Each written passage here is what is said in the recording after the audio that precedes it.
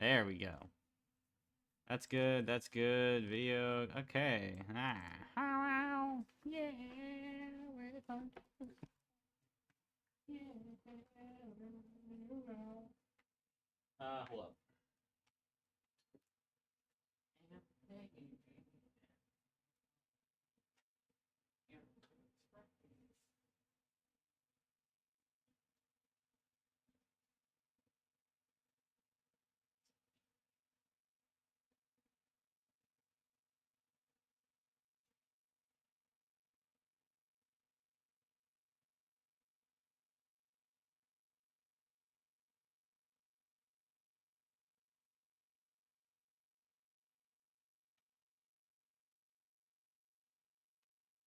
Oh. What I can do though, I can increase the quality again. After like who knows how long.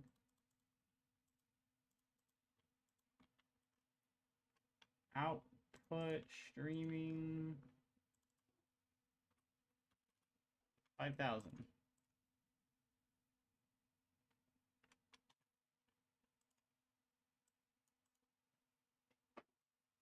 Nice.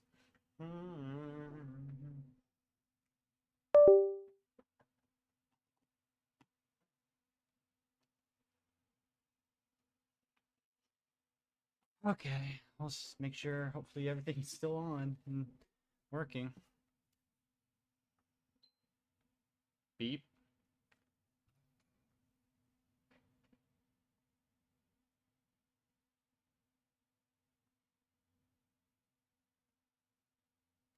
Everything does work. Oh man. Although the audio.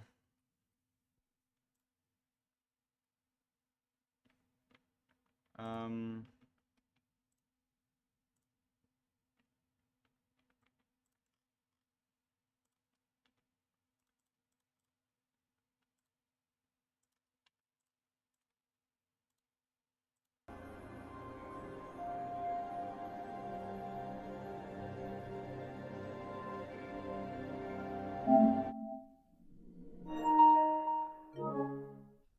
You know what round we're on? We're on an insta-kill round.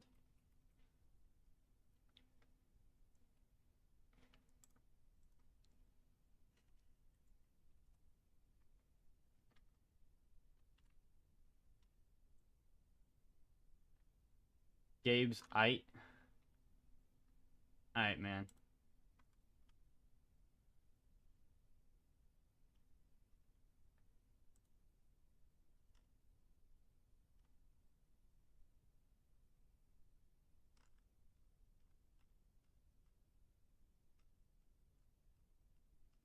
Dude, how much yapping went on?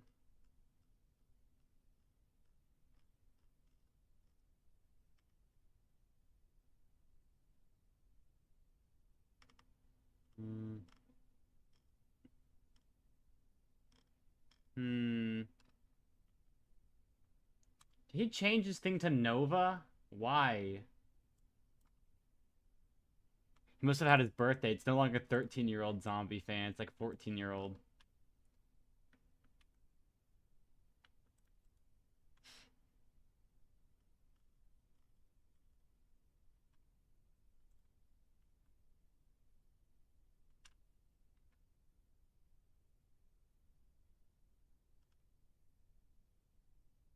I'm basically a sweetheart little boo-boo, but I wouldn't ruin a popular video game franchise. So what are we... Huh?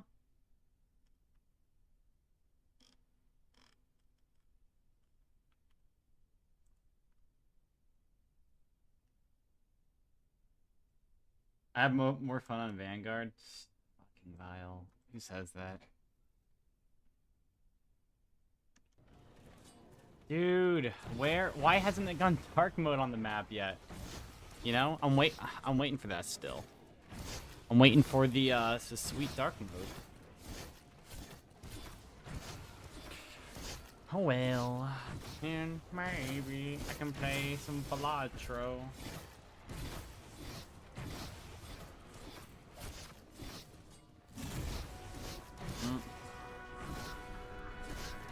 Yeah, tag, wow.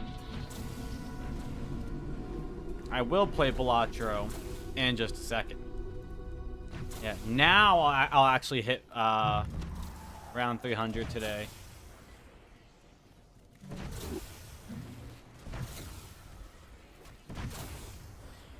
Although I don't think I will stream tomorrow. Definitely Friday. But I'm not too sure about tomorrow. And the main reason is because I have, I think I have a test on Friday. I don't know. You know what I should do, actually, instead of playing Balatro? I should go make sure I'm caught up with what the heck I'm doing in school.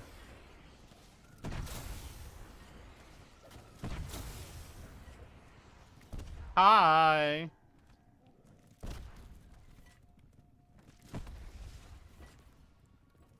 I should go make sure I actually know what I'm doing. Mainly in genetics. I gotta make sure I know what's going on. I haven't been to any of my classes in a while.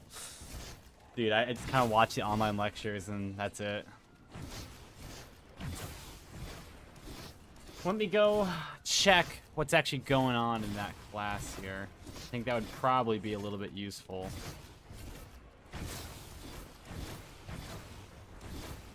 Okay, here, genetics, nice. There's so many lectures.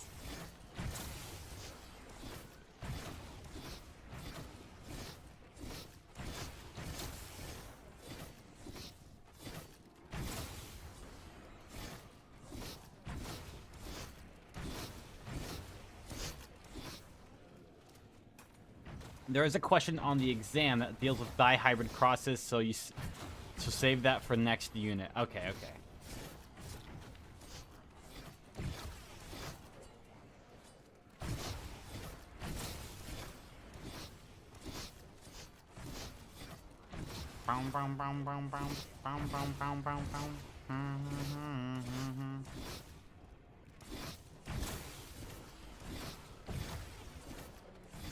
Will that come on? Gotta lock in? Dude, I think... Okay, we'll see how I do on these, like, tests. Or are you talking about the game? Because the game... This game's like is like an afterthought right now. Like, I haven't been too focused on this game. I got a job as well. Yeah, wow. So, technically. So... It's 12 hours a week, which is not a lot, you know, but it's from 3 a.m. to 7 a.m. That's crazy. I'll be learning phlebotomy. Or, I say phlebotomist, as in, like, not, like, full-time, though, or anything, so. 12 hours a week, that's light work, man. 12 hours a week for phlebotomy. I gotta go through so much, like, training, though. I gotta learn how to stick people with a needle. I don't know if they'll like that.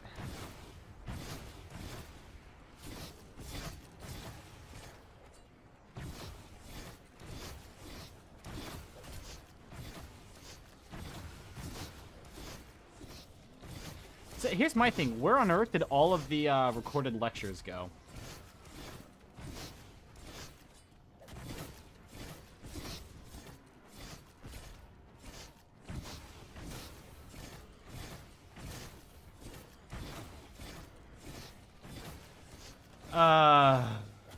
Let me go check this. I gotta go check my ebook.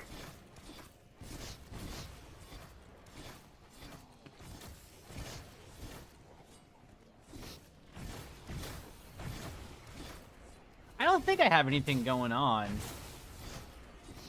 Adaptive quiz loading issue? Okay, hold on. My course...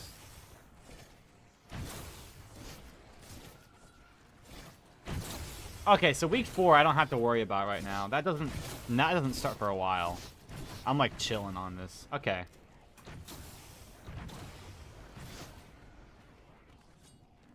I do know I have a quiz in genetics tomorrow. My test in genetics is on Friday, I'm pretty sure. But my quiz in genetics in my lab portion is tomorrow. I gotta go take a look-sees over that. I'm kind of just like hoping that my intuition will be able to get me through. Through all this, we'll see though. I don't know.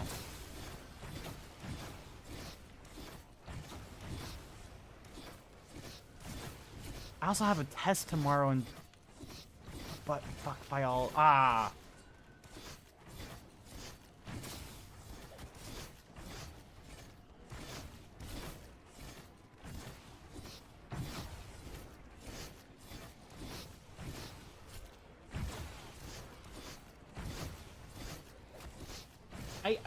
man, I wish they actually like labeled things. Bio 122. It's not lecture session though. 236.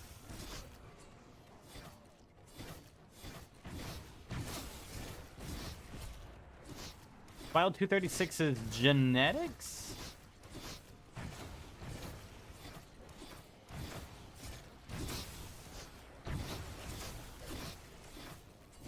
Oh, okay, here it is. This is good. This is what I need. I suggest reviewing the concepts described in the exercise in your calculation methods to prepare for the quiz.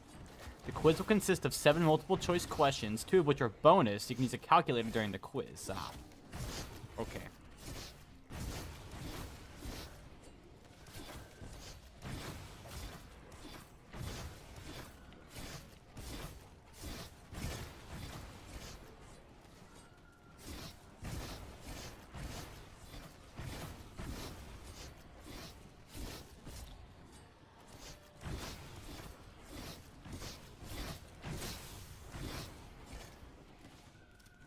Okay, so I gotta memorize milli, which is -3, negative, so milli, micro, nano, and pico. Kilo, mega, giga, and tera. That's not, like, too bad to commit to memory.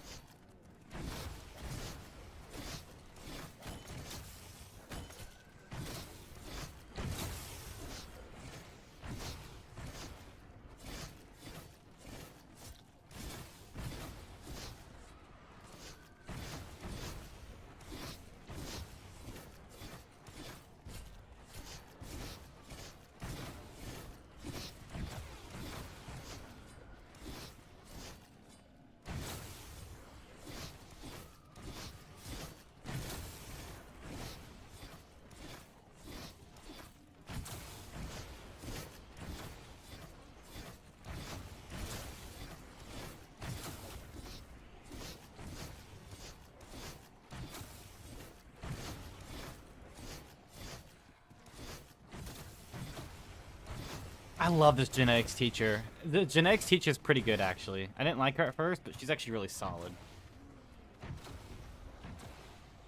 So this will be tomorrow. Oh! Oh, okay. So that lockdown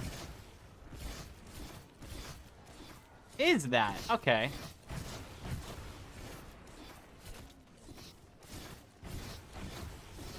I guess what's the next thing we're working on after the quiz?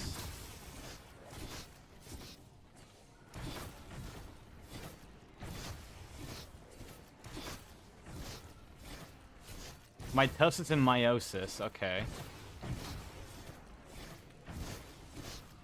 Genetic crosses with a fruit fly.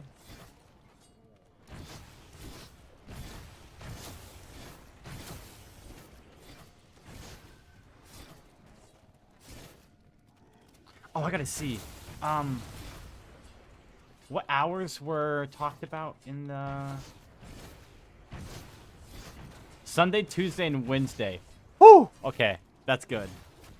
That means I'll be able to have Thursday, Friday, Saturday off. That way I can go to the Fox Stevenson concert.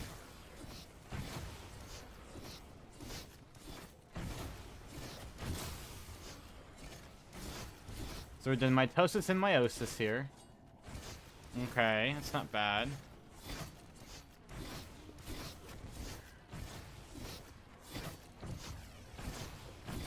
I really need to get down mitosis and meiosis.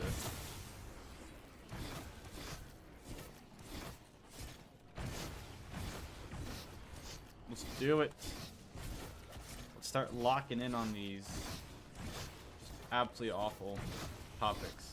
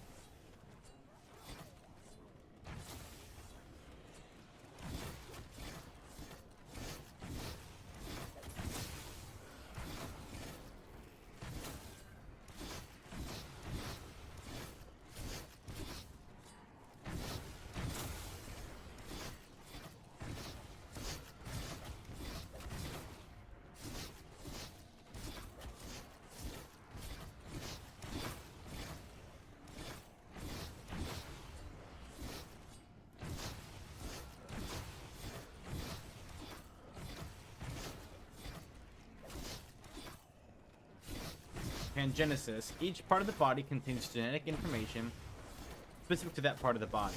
So, like,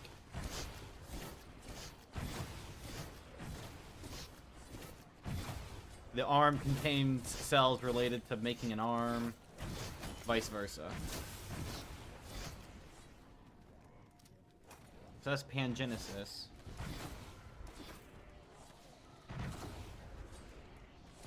Germplasm theory.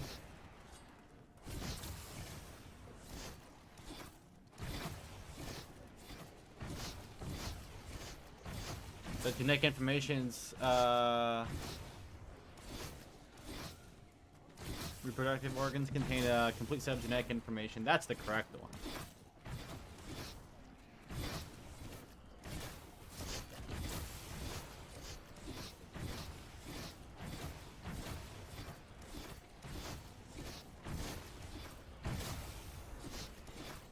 Preformationism is like the homunculus from, like, yeah.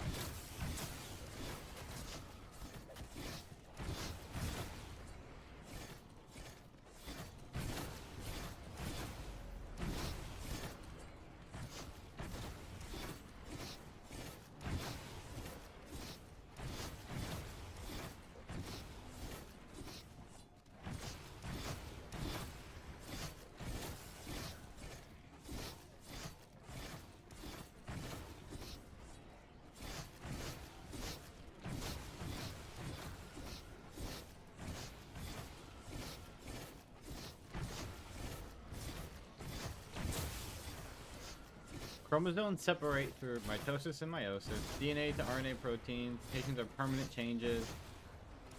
Alright, that's not bad. That's like a pretty just like biology 1 type of overview.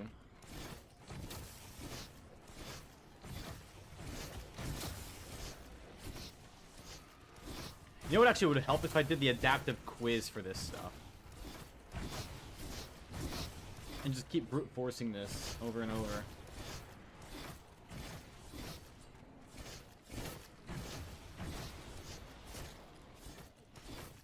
I mean, so, okay, which theory has contributed the most to disprove the concept of blending inheritance? Well, blending inheritance is the idea that traits are blended from both mother and father.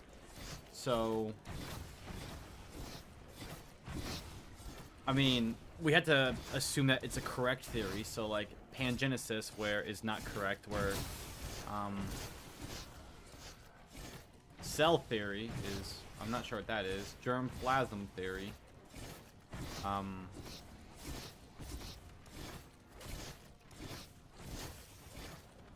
mean, germ plasm theory makes the most sense. Mendelian inheritance, though, could probably be right.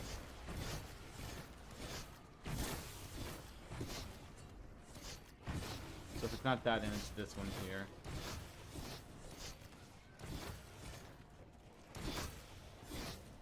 Genes are particulate and do not blend. Okay. What's particulate mean?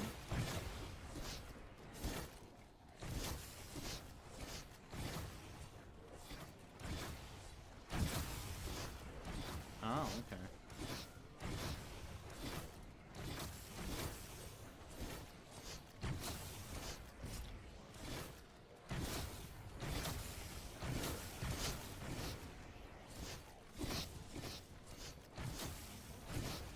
Constant from generation to generation. That falls under the I mean, molecular genetics is on like the chemical structure, transmissions, and how it's transmitted from generation to generation. We're talking about evolutionary influences. That would be a population and how it affects a population. You know, when I talk things through out loud to myself, things make sense. I don't like. I don't know. I have to like talk out loud to myself, but like quietly to myself during a test.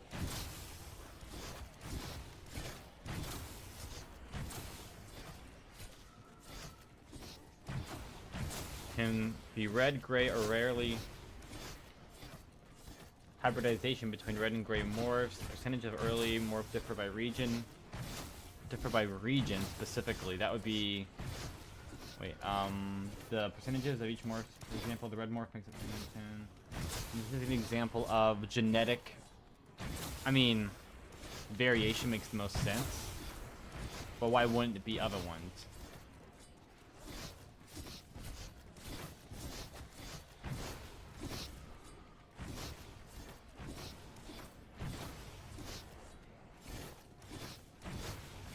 So is the difference between DNA sequences, genetics? Yeah, that's just the. I mean, the examination of a nucleotide sequence is found at the end of chromosomes. I mean, those are telomeres. That would be more about the chemical structure, really. So that would be molecular. Analysis of pedigrees to determine the probability of someone inheriting a trait. No, not really. Study people on a small island to determine why genetic form of asthma is prevalent, or mechanisms to ensure a high degree of accuracy in DNA replication. I mean, it makes sense for that to be the correct answer. Oh, it's population genetics. Okay. Obviously.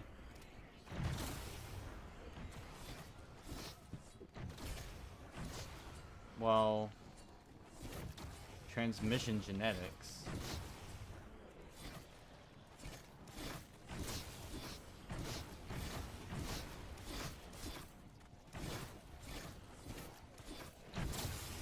Inheriting, because inheriting is you get it from something. That I don't know why I can't think of that.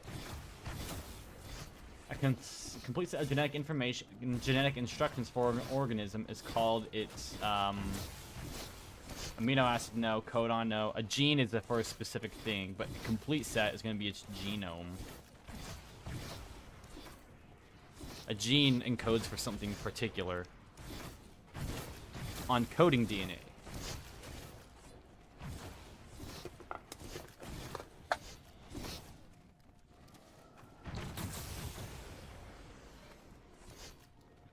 This is one of the best parts about this, though. If this is how studying could be, through his experiments with breeding pea plants, Gregor Mendel determined how dominant and recessive genes are inherited over a series of generations. Or over a series of generations. I mean, it wouldn't be molecular, obviously. Quantitative doesn't make sense at all.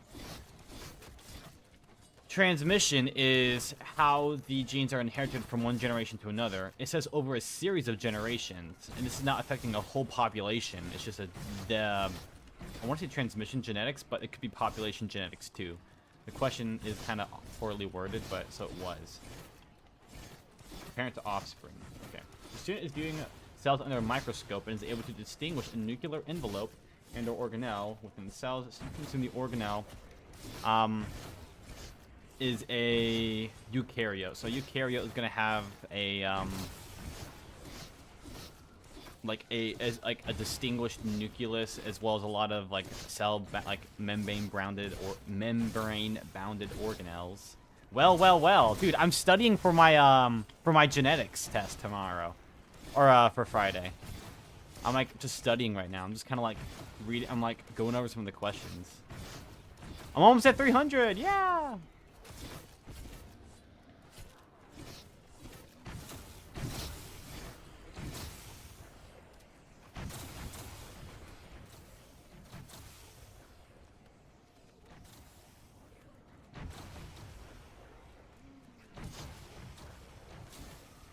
A transcriptome? What the heck is that?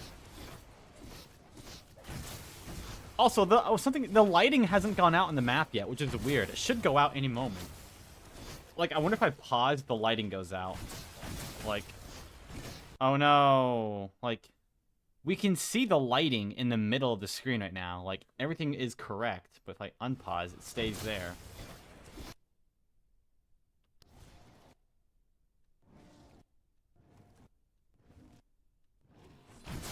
So, I don't know. The project to elucidate the human set of genetic information began in 1990. At the what were the scientists involved during the study of this project? The Human Genome. The Human Genome Project, yeah. Alright. Well, at least 56 species of honey creeper are known to have existed. All but 18 are now extinct. Some honey creepers eat seeds, some eat fruit, some eat snails, and some eat nectar. Their bills vary from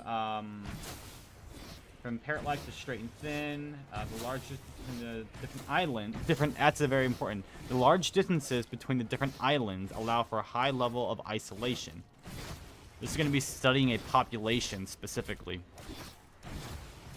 So this is going to be on population. If it was transmission genetics, then we would be looking at specifically, like, allow for a high level of isolation, increasing the diversification of separated groups. So, separated groups is not, we're not talking about specific, you know, generations. We're talking about a population here. So it's going to be population geneticists.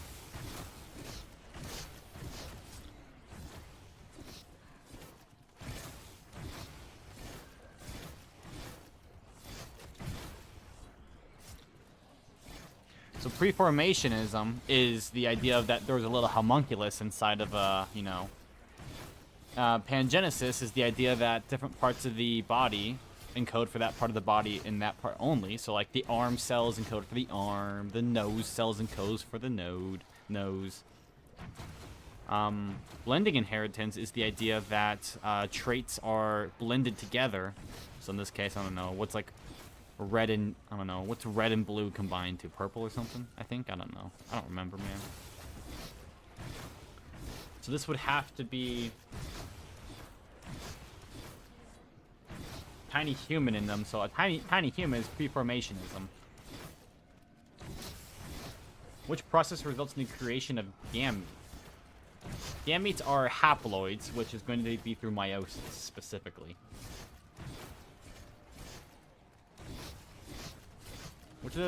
Which of the examples does not describe a phenotype? A phenotype is something that is visibly distinct. So this could be hair color, like skin color, I don't know, eye color, kind of like that. So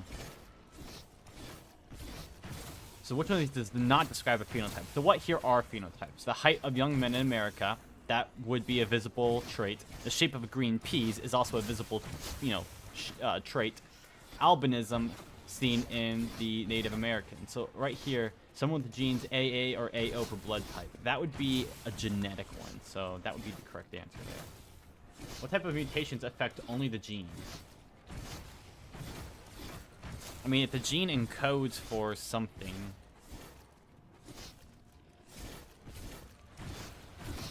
it would make sense that chromosome mutations affect the gene, and the gene mutations affect the genome? Well, I'm wrong. Chromosome mutations modify the structure of chromosomes, resulting in multiple genes being affected. Then it's gene mutation. Gene mutation affects the genetic information of a single gene. Okay.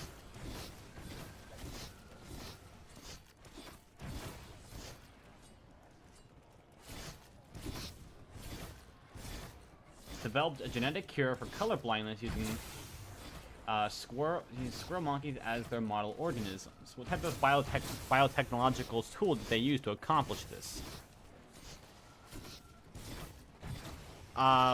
CRISPR, I want to say, is what it is. Oh no, CRISPR and Cas9 is to edit genetic information, not to treat human genetic conditions. Gene therapy? Okay, gene therapy is the direct alteration of genes to treat human diseases. Alright.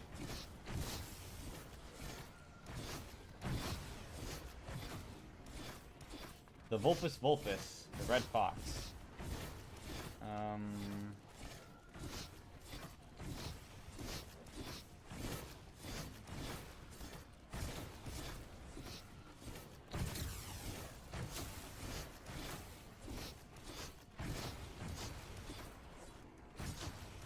I mean, so they're talking about when they're mixed together. This is going to be genetic variation here, because they're talking about how part of a litter is one kind of glossy color, the other is not.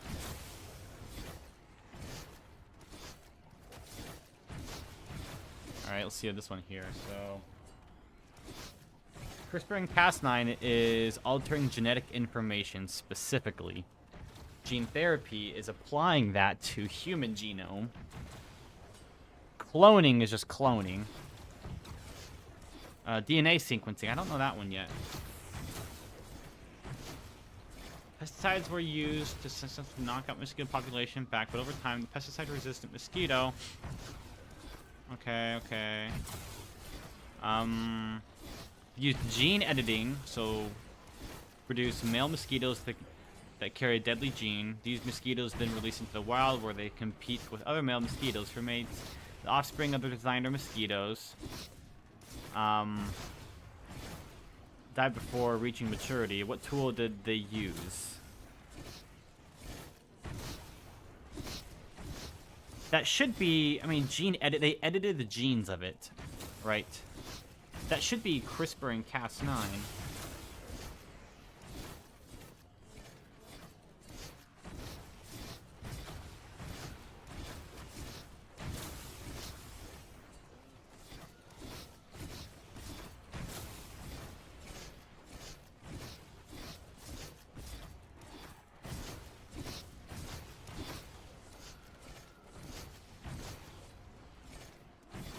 I don't want to read the ebook sections of it, but I just want to, like,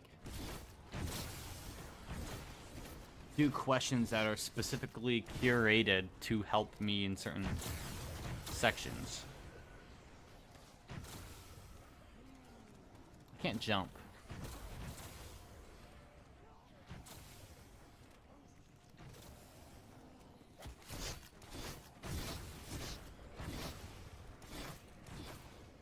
character was stuck there. What the following is not an example of genetic evolution. So genetic evolution, what would that be? So genes evolving to serve a different purpose, maybe. Hemophilia passed down from mother to a son. That sounds like transmission genetics between generations. Traditional divers and stuff for long periods of time. The decrease in frequency of white color moths, increase in peppered moths.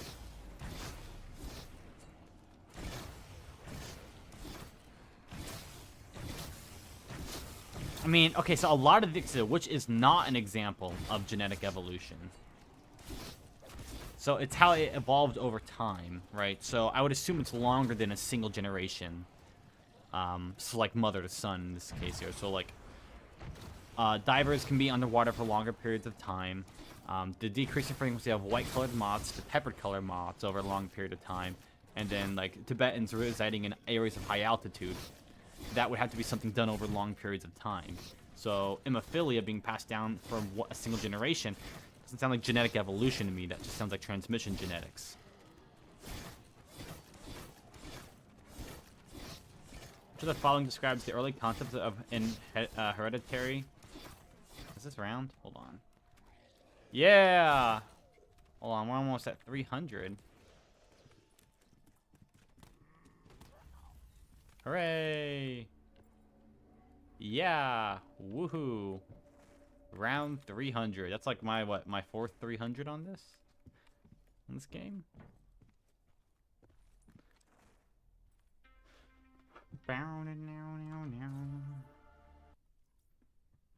Let's see, what was my instance command didn't work. So, I'm kind of in the dark. There we are. Boo! I don't have instas. I don't have an insta-kill round here.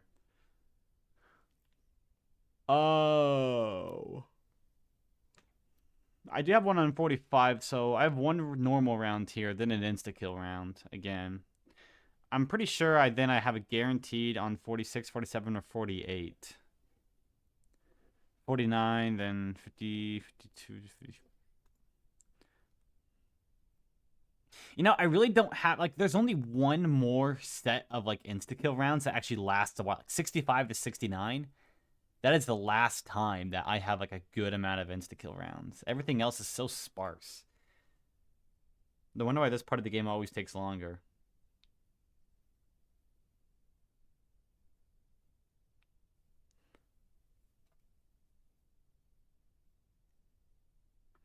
UA posted.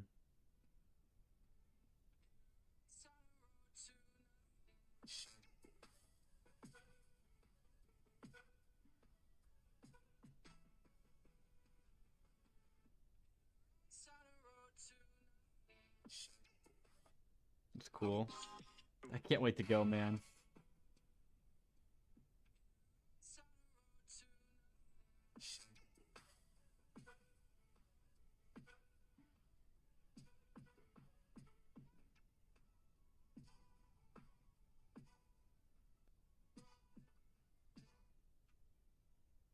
Do you want to go on a date with her? What's up? Do you want to go on a date with her? And I pay for dinner. What's your name? I don't know. I just set random people up. I'm Cupid. Oh. Oh, really? Yep.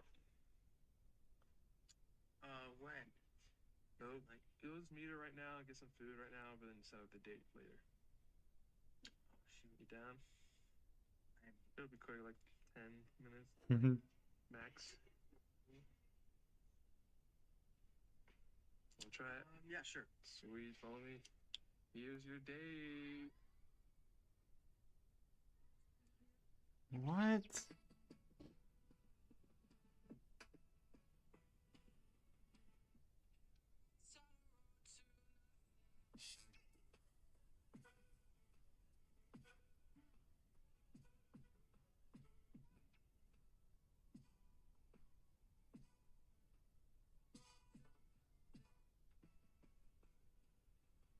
Wait, is it the drummer?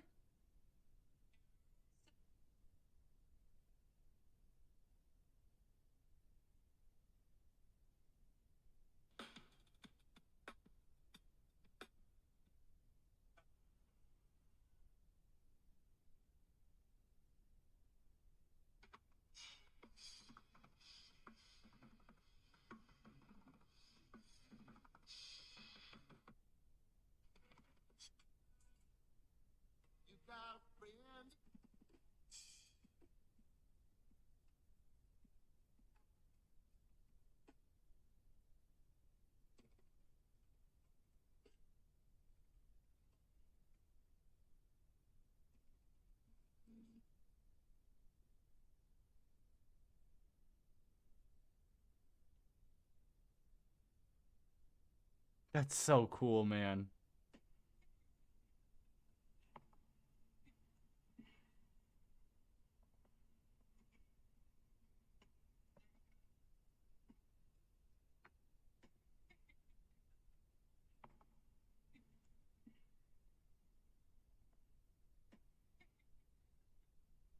Even goldfish?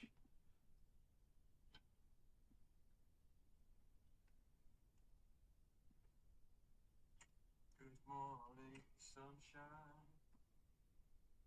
I've seen a few sunsets in my time.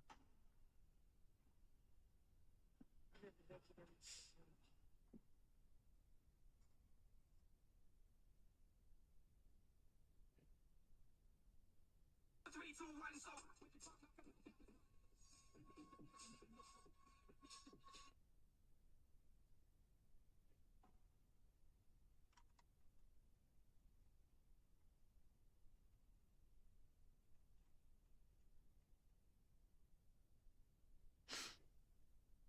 That's so interesting. I didn't know this guy played drums.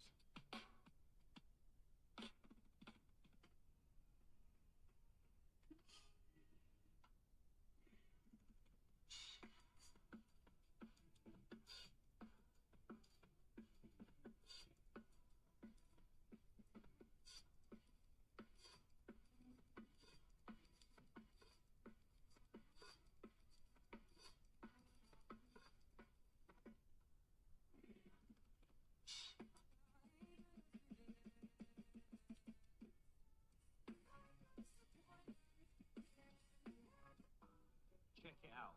Pure panic.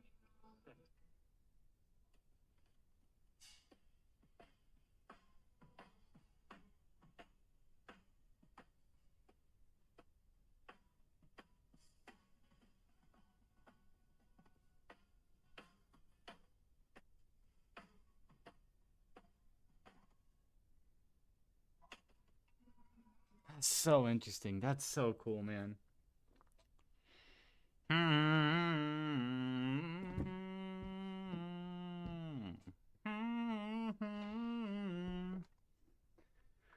Yeah. Okay. All right. Find a good video to listen to while I.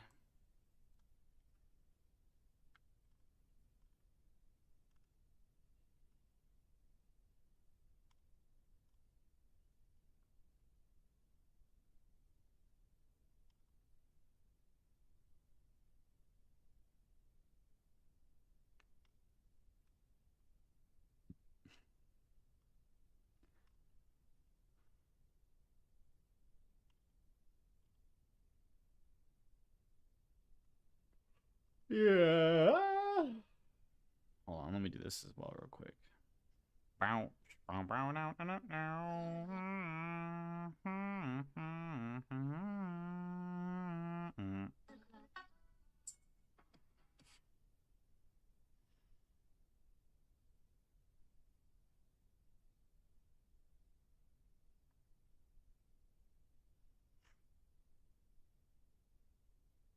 3 moral support dice. That's amazing. Yo, excuse me? I got asking someone out, whether in person or via message. Why? Requires a bit of courage and planning. Do it. But Does it work? isn't Does it sure work on an how it 8-year-old? feels.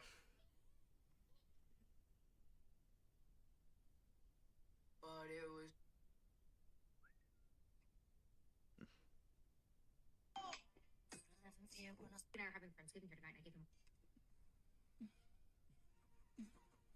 I love the plant.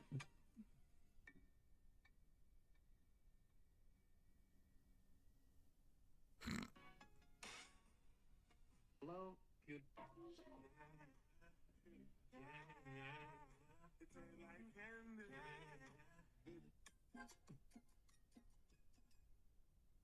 How fucking cool does a blood ocean sound? I made iron lung.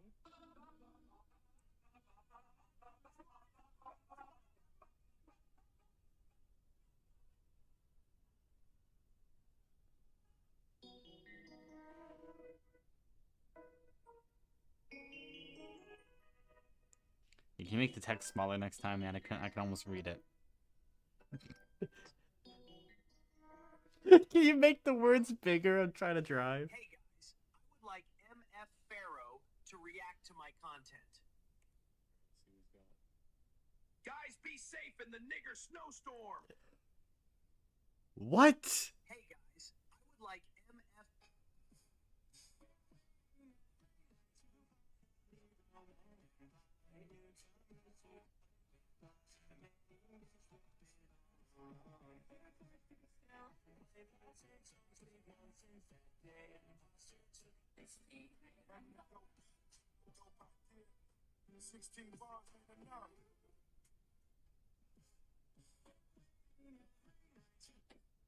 Hear me out. I don't want to play. Hey Charlie. Hey Charlie. Hey Charlie. Hey Charlie. Hey Big Moist. Hey Charlie. Hey Huge Charles. Hey Charlie. Andrew Gooden's here. You're not a clown. You're the entire mega buffoon pack. The plant shivers when he sees the red guy or something. I don't know. The plant doesn't care.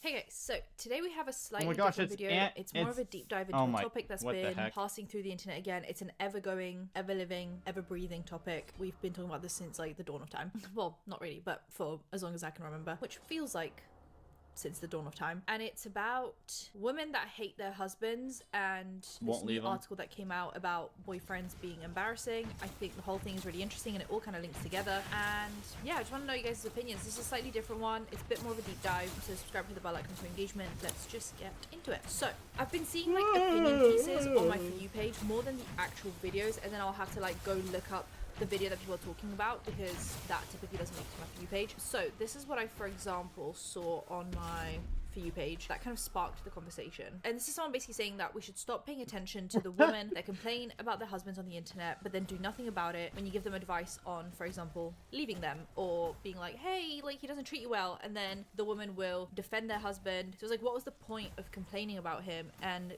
running to the internet to say, oh my god guys, look what awful thing my husband does for me that is completely inconsiderate of me as a human being. And then people in the comments are like, oh well, that's really bad actually, maybe you should leave him. You then go on a 5-video PR tour to make it look like your husband's actually a great guy. So what was the point of that initial TikTok? And I've been seeing this over and over and over again. This is not like a one-time thing. I don't know if anyone else can relate to this. I've been seeing that so much to the point where now if one video does come up on my For You page about a woman complaining about her husband, I'll immediately go through her TikToks and just see if she's already gone on the PR tour, and 9 times out of 10 she has. And that's why all the comments nowadays, I'm going to show you guys, are flooded with people being like, I'm not even going to give you advice. Like, if you're not going to leave him, I don't want to hear it, basically. Because why would you ask for advice and then not, and then get angry when Take people it, give you yeah. advice? So anyway, this Well, came up it's on more my about For I You page. want to This was supposed complain than, you know.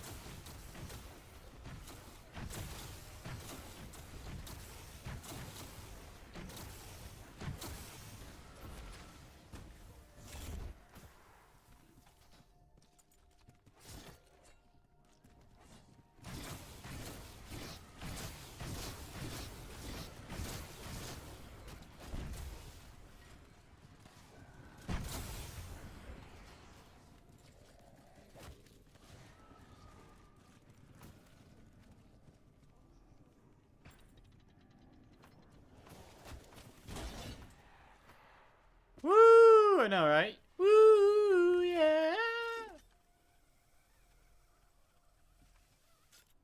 We're actually playing. Woo! Yeah! Hits the high note with absolute perfection.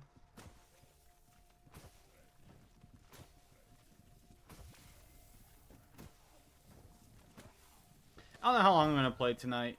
A little bit, but not like too much.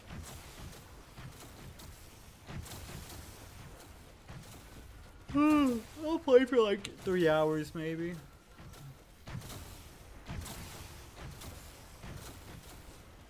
Ooh, yeah.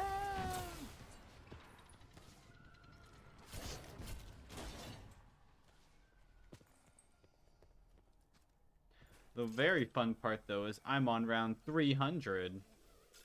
I'm not even halfway there yet to 600.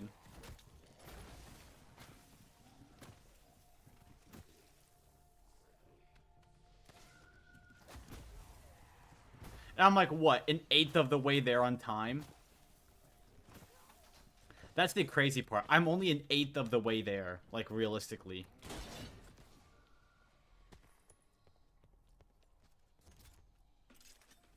That's super demotivating, like, not even gonna lie.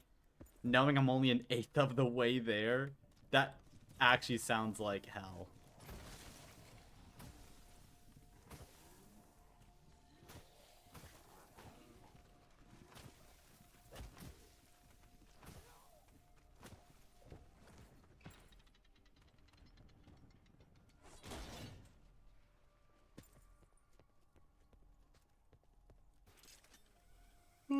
This may be one of the last videos in the bad driving saga, just because I feel like I'm beating a dead horse at this point. But at the same time, I also feel like there's so much to talk about when it comes to bad driving. Fed horse. Because there's so many small, big habits, everything in between. So in this video, we are covering the small, super subtle habits that you may be a bad driver. Because it's easy enough to tell someone they're a bad driver if they like cruise in the left lane. I mean, that's pretty obvious, but like these are the small things that really fly under the radar. So today, that is what we're getting into today. Gotta work on these intros. You already know I gotta plug everything. Join the Discord. Follow me on Instagram. That's the most important. Follow me on Instagram. I need clout. Subscribe while you're at it. Please just hit that subscribe button. With that being said, you guys are getting extremely angry in the comments because of how long I go on these intros. So without further ado, I'm gonna shove myself in the corner. I think it's that one. I might be a dumbass. And let's get into this video. Our first sign, and this is one that everybody talks about, it's braking randomly. Now look, I like to use my brakes. I don't. To not hit people. That's just me. But... Personally, that's kind of my cup of tea when it comes to brake usage. Some people just like to use it for the love of the game, just to tap their brakes. It's crazy. And it's not that they're brake checking you. It's not that they're trying to send a message or just be an ass or whatever. They're genuinely just doing it. It's like, oh, braking. No turn coming up, nothing.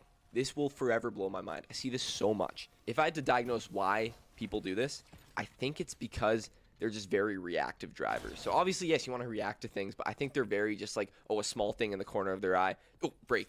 Like they're just super panicky behind the wheel, which is obviously a sign of a bad driver, in my opinion. This is going to be awful for me. Next up, we have one I've touched on a couple times before, and that is driving at night with no lights on. Now, obviously, yes, this is bad. We know why, but let me explain why it's like a lot more bad than you think, and it's also a sign that you're a bad driver. This may be obvious to some people, but you are driving a 4,000-pound machine, and when you have genuinely no visibility except maybe the reflectors in your car, that might be a bad thing. Another thing to think about is that not only will you get...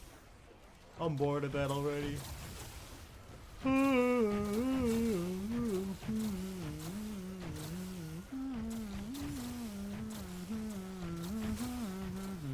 A man's wife vanishes without a trace.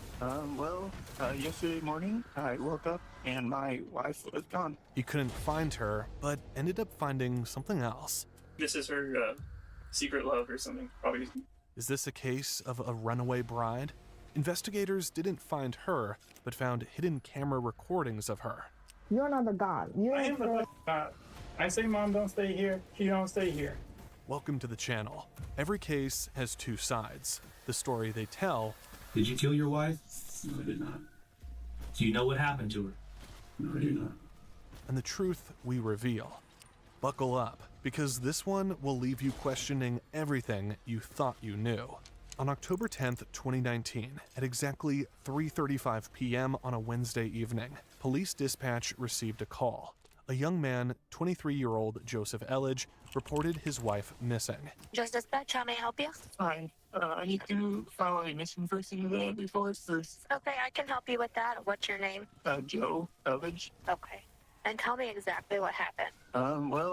Yesterday morning, I woke up and my wife was gone. She left her...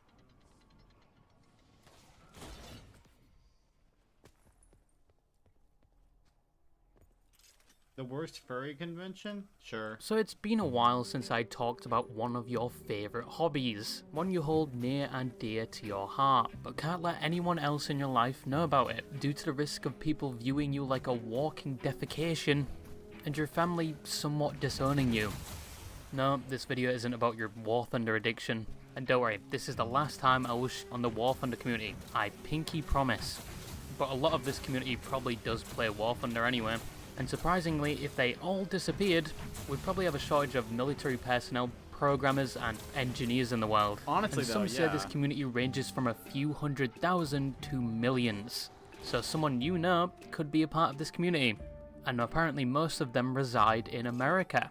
Just saying, if you didn't drop the T, you probably wouldn't have this problem and would still have your foreskin. But this community is probably the most targeted and discriminated group on the internet.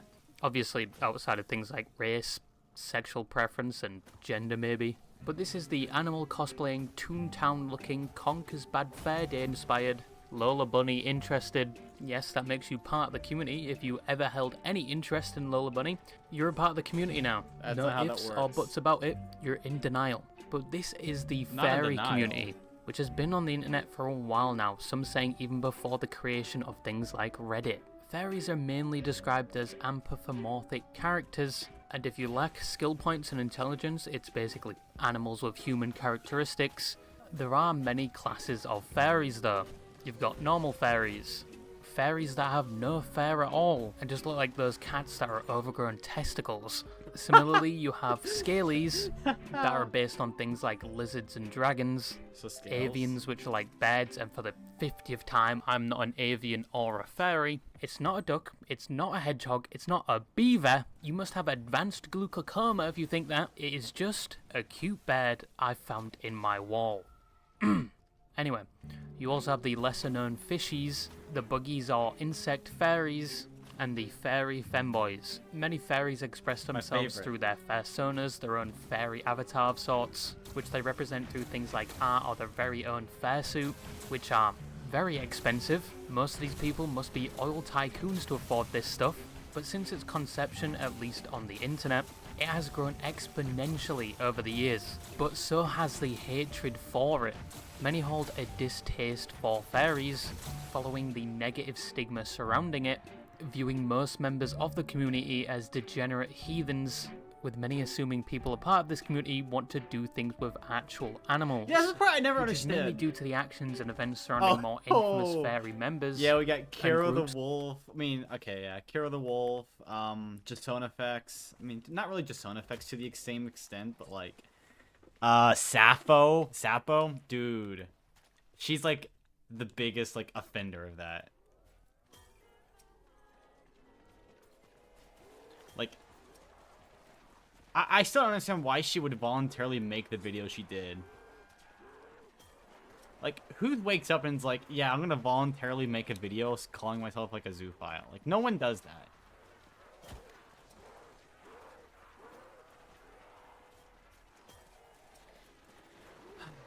Except Sappho, I guess.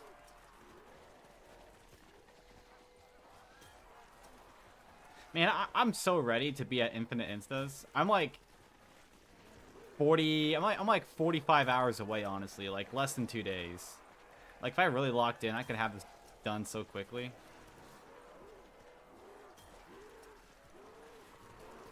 It's hard to fully lock in, though, especially when I have, like, assignments I gotta do and tests to study for and stuff like that.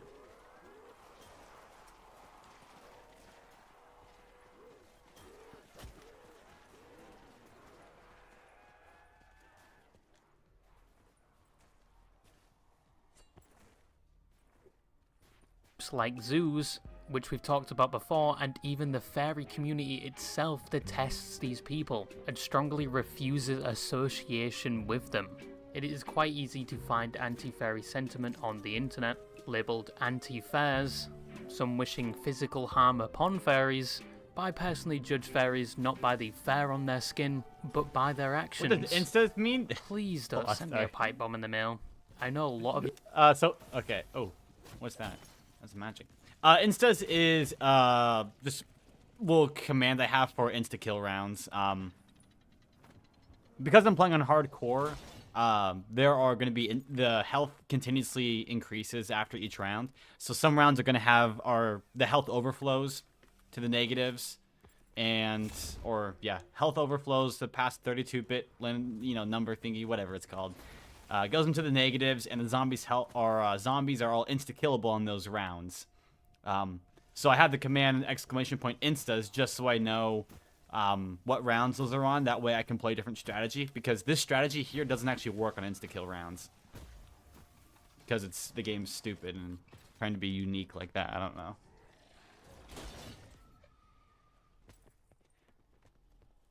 For some reason, since the zombies' health is like oh yeah, no, not Instagram. Yeah, it's just instas, as in like insta-kill rounds, like from Black Ops 1, but in BO4 in this case here. So.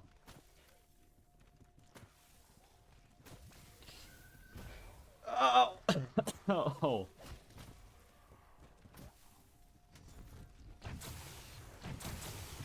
You are very continue the capable of video. doing so and could probably form your own militia group at this point.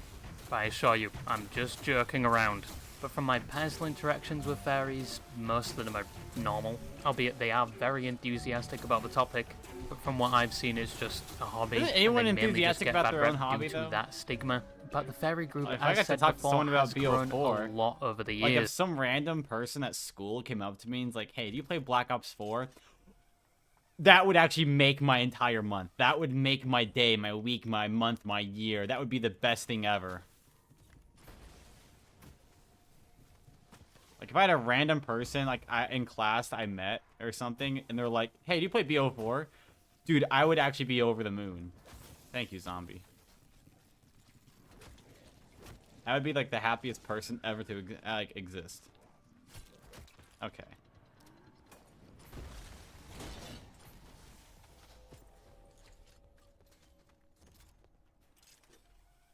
To the point where they have their own events like fair cons, which thousands Midwest attend Furfest, per event, and for some all, reason some of them free-for-all, summon the I don't know. fifth sin of gluttony.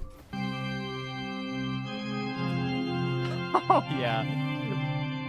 I've seen those. But fairy conventions are something I wanted to talk about today because a lot of them had their fair share of controversies, Like getting and once gassed again and I bombed keep or getting something? Instagram Reels referring to the topic. How many of my videos have been inspired from Instagram Reels serving me pure slop? But I do miss the person I was before this video, mainly after finding out about the pizza party of October 2021. Oh, I know that one.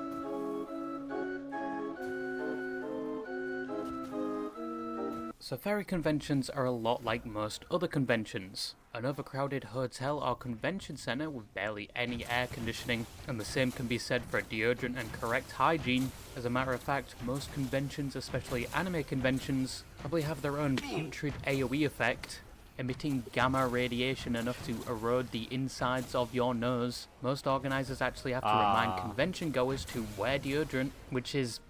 it's something. When they make But the as said- deodorant thing into like a rule in Yu-Gi-Oh! I think that's what happened. It's MW2. BO4 was Call of Duty. Started playing enthusiastically. I played everything. I mean, I say everything. I really first started playing MW3 way while back, behind my dad's back because he wouldn't let me play it when I was like in 4th grade. It's not an email. I played the survival with my brother. I went from that game to, I think, BO2 afterwards. Actually, I didn't play BO1 really at all. Played BO2, split screen zombies with my brother a lot. We got Origins, played that. Same thing with BO3. Then we went back to BO1 a little bit, played that. And then once BO4 came out, I bought my own console. And it's been like the main game I've ever played since. I think, unironically, I think I have probably over like 15,000 hours in this game. I genuinely think I have like 15,000 hours, I bet. Worth of time just spread across all consoles, everything I've ever done. Like I know for a fact it's at least like 10,000 hours. I know that. I mean, I have over 1,000 hours on on this map alone. I probably have like 2,000 hours on this map. I like tag. It's okay. It's all right.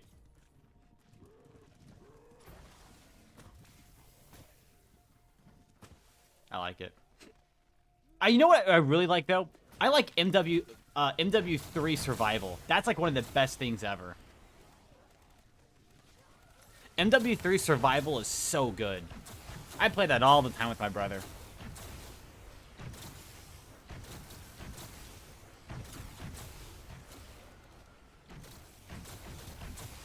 Kids insanity, you know you took it. Okay, the thing is, I don't know. It's like I play other games, but not much. The only other game I have nearly as much time in is Minecraft. I mean, okay, well, let's think here for a second, right? So let's do some math. Let's get a calculator pulled out here. So let's say 15,000 hours. So this game's been it's over 7 years old. It'll be 8 years old this year. So let's say it's 7 years old. So 7 times 365 gives us 2,555. All right. So you have 2,555 days divided by I have 15,000 hours. Oh, wrong way. 15,000 hours divided by 2,555. Right, yeah. Am I doing my math right? I don't know if I'm doing my math right or not. That says it's 6 hours a day.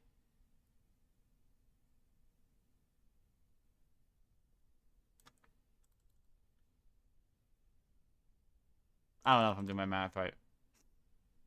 I don't know if I'm doing it right at all. Not my issue. I'm in pre-calculus too. I'm not doing math. Screw that. I left Fortnite Season X. Went for BO4 since. Oh yeah. Dude, I really enjoyed. I enjoyed season. I want to say it was 7 or 9. It was one of those 7, 8, or 9. Was I think my favorite. Because they had planes, they had storm flips, they had all that fun stuff. I could just, like, you know, throw airstrikes on people in a plane. That was the best. I love that so much. Now, my second most played game is probably Minecraft. That's what I played the majority of the time before BO4 came out. Like, I dabbled in other games and all that stuff, but it wasn't... I really only played BO4, though. Like, after that, this came out. The best game I have played, probably. I still go back to Minecraft every now and then. Like, actually earlier today, I was playing like a little bit of Minecraft, like 30 minutes or so. I studied for some of my tests, did some homework, and then I played some Minecraft and all that.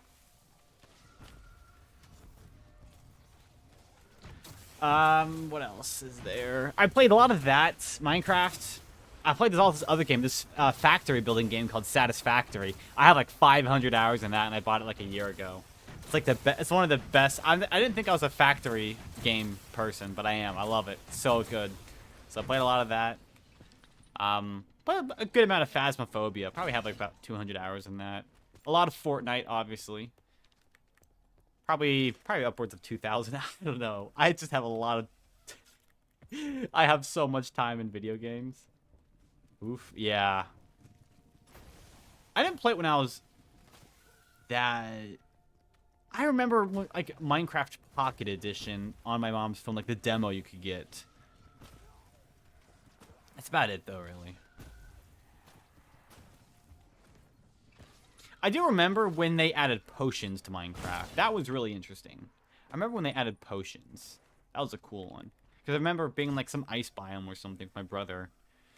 And we would, like, press the left trigger, and it would increase, like, the potency, whatever the word is, of the effect. So.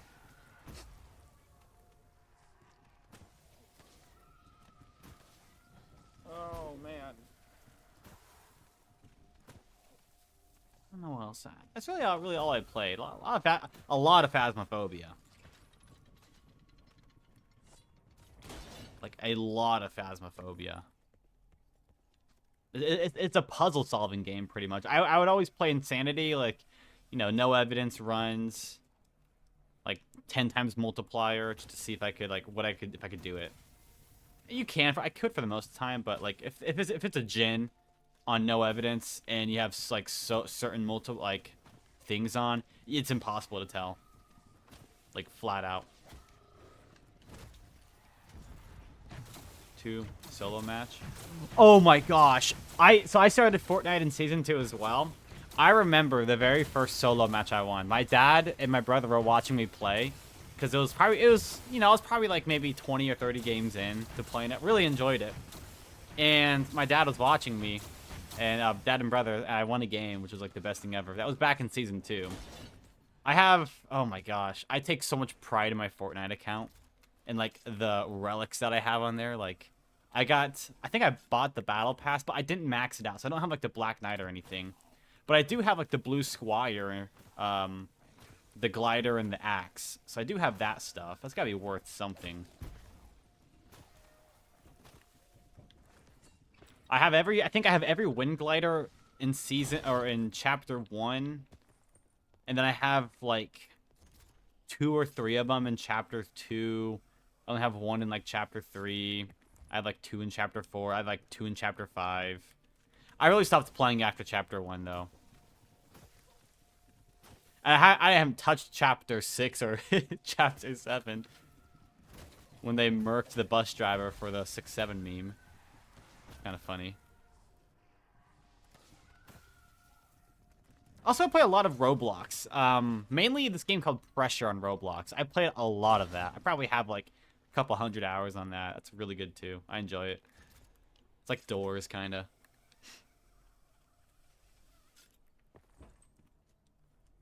And Overwatch. I play a lot of Overwatch too. I enjoy myself some Overwatch.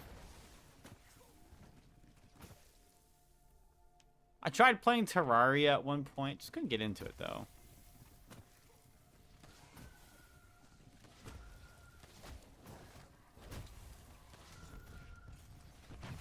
Oh, I remember that. Yeah, the Galaxy skin. That was when I was in, oh my gosh, probably 8th grade, 7th grade. Oh, that was so long. How? Fortnite's almost 10 years old, isn't it? That game came out in, what, late 2017, early 2018? Oh my gosh, it's going to be a year old here in about a year and a half. Or 10 years old. That's crazy. A lot, though. Overwatch is, it's really fun for the first, like, 100 hours. And after that, it sucks. Like, I play it still, but I like begrudgingly play it. You know, I don't really have that much fun playing it. It's like, it is the competitive game in my rotation though. It's like in the rotation of games, I have this, which is like my really grindy game that I play. I play competitively for records, like actual world records. I have Minecraft, which is like my own solo thing. I do. Satisfactory, which is like it's my tycoon game, pretty much, or my factory building game. Phasmophobia, a lot of FNAF as well. I Ultimate Custom Night, play a lot of that too. Some people complain about Overwatch. They do, yeah, they do, but they still play it, you know. Like, there's so many things to complain about in BO4, like the dogs in this. I hate the dogs in the game so much. Not the dog grounds, but just the dogs in general. But like, they ruin everything. But I still play it, so.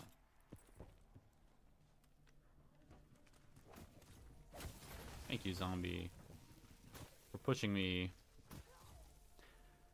I played this one FNAF game called Juniors, which was so good. I loved that one. That was like a detective game. Bad about the dogs in BO4? It's nothing like it's like, not the dogs themselves, but whenever you're playing at the one window here like this, all the dogs spawn so fast that it makes them so annoying. Like, normally if you're playing a normal strategy, you know, they're not spawning too often. Maybe like once every 20 or 30 seconds like that if you're killing quickly. Because you're able to kill a horde of zombies in like 3.5 seconds in this room, they're constantly spawning. And I hate it. I hate it so much. Especially once you get to insta-kill. Later into the game when you turn on power and you pack-punch and all that stuff. And you continue playing insta-kill rounds in this room. The dogs just tear away at your health. You need to time your shots. And they just make it not that fun. At least not fun for me.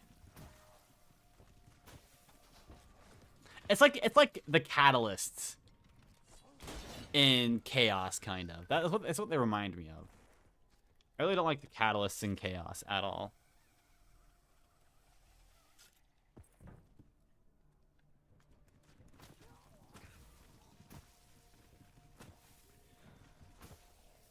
Yeah, I was thinking, I initially thought I wasn't going to turn on Pack-a-Punch at all this game, so you know. But I think I will. If I know for a fact that I can play a 500-hour game without crashing due to Pack-a-Punch, I might as well just try and push the record as much as I can before I get a jailbroken PlayStation.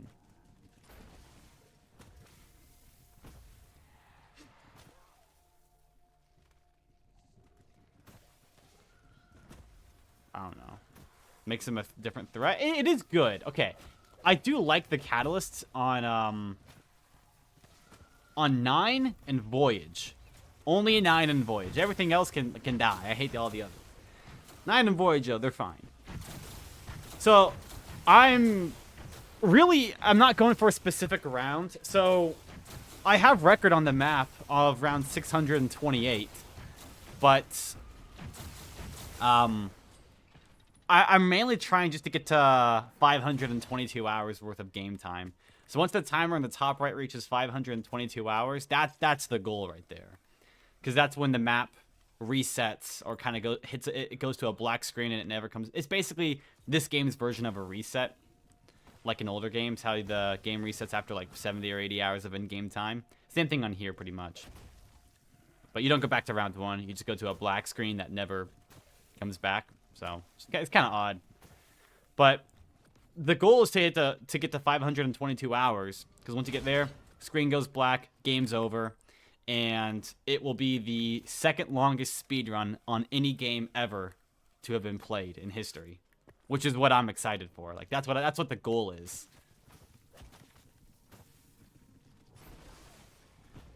So I'm literally trying to like murder the game. Ooh, and not die in the process. Possible before that black chain? Oh, 100%. Yep, that's exactly what I'm trying to do. Yep. And so there's a few different ways I can go about doing that. So normally when you play tag, whenever you turn on Pack-a-Punch, the little, you know how Pack-a-Punch gets revealed in the map where the icebergs will melt and then they'll refreeze and all that stuff? Well, the icebergs melting and refreezing over and over causes the game to crash about 90 hours after they start doing that. However, if you never turn on Pack-a-Punch, then they'll never start freezing and unfreezing and all that stuff, meaning the map will never crash at 90 hours, meaning I can play the entire 522 hours I would normally get. The only issue with that, though, is I don't have Pack-a-Punch, which really sucks. So what I do is once I reach 435 hours of in-game time, since the map will crash anyways after 90 hours, around 90 hours at least, I just turn on Pack-a-Punch my guns, and play as fast as I can for the last remaining like 80-something hours. Because I'll hit the 522-hour error before I hit the map error, which is what I want. Although here's the thing, I don't know if I want to do that this time. I was debating if I wanted to actually turn on Pack-a-Punch this time, mainly because of last time I did that. So this is my second game. Like I had the previous game I played that was at 486 hours. And I crashed. Not because of Pack-a-Punch, but just something else. Something like random error. I don't know why. I've never seen it before. And I'm scared if I do the exact same thing again, then I'll hit the exact same error. So I'm thinking, okay, well, what if I just never turn on Pack-a-Punch? I won't get a new record on the map. But I will have the longest speed run, and I'll be the first person to reset the game or hit black screen on BO4. So I don't know which one I want to prioritize. I think we discovered, and I say we, some random person who came into my stream like 2 weeks ago figured out or made the suggestion that, hey, if you do the Easter egg, you get to the very end of the Easter egg where all the Pack-a-Punch machines permanently unfreeze. Will it still crash? And that guy was right. That guy was completely right. It means I could play the entire game with Pack-a-Punch with a jailbroken PlayStation, though. I need that for it, so I don't know if I want to do that. If I want to prioritize getting a new PB or prioritize black screen first. I don't know. Best map for this challenge? It's the only map you can do this on. Tag is the only map that has that issue, where the map crashes after 90 hours with turning on Pack-a-Punch. So I'm forced to play without Pack-a-Punch if I don't want to crash early. Which is why I gotta do ammo trades like this here.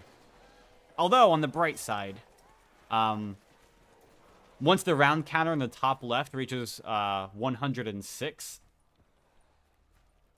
then I'll be able just to play... what I'll do is I'll swap my strategy to one where I only have to press one button for the rest of the game. So, since every single round after 106 or 362, the normal way, will be an insta-kill round. On PC with mods instead of gel, you can. So the issue with my computer, I would normally do that, but the issue with my computer specifically, I have a 40 series NVIDIA graphics card. Black Ops 4 and a 40 series NVIDIA graphics card do not mix for some reason, like at all. And the game just crashes like super quickly. So I'm not able to play long games on PC. So I physically have to get myself a jailbroken PlayStation instead. What I'll be doing with that is that lets me do Easter eggs offline. My big issue is I don't have a good internet connection. Like, if I tried playing online right now, I would stay connected for maybe about a day or two, but then I would disconnect. But in order for me to do the, do the entire Easter egg, then get to 522 hours in black screen and all that, I have to play for, 522 hours, and that's like 20-something days. There's no way I stay connected to the internet that long. So I need something to let me play with the Easter egg enabled offline, which is what a jailbroken PlayStation does.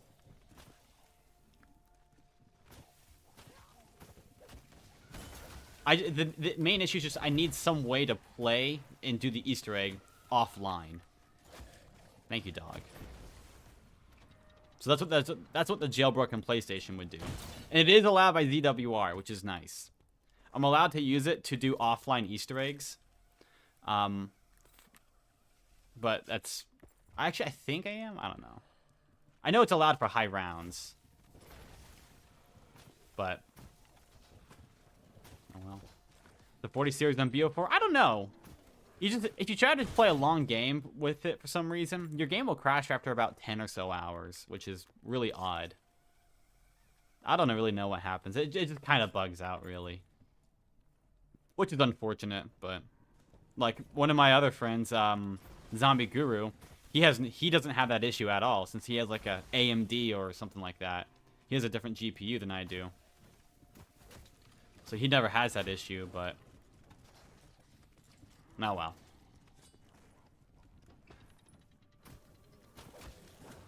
Okay. I know I hit that dog with a snowball.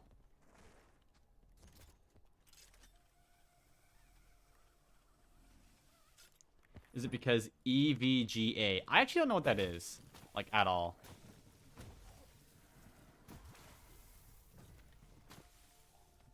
It could be, though. If there's got to be a difference. It doesn't work on anything past the 30s, pretty much, from what I'm aware of. Everyone who's been on the 30s has had no issue. I have a 4060 specifically with mine, so and I know that one does have issues. So I don't know.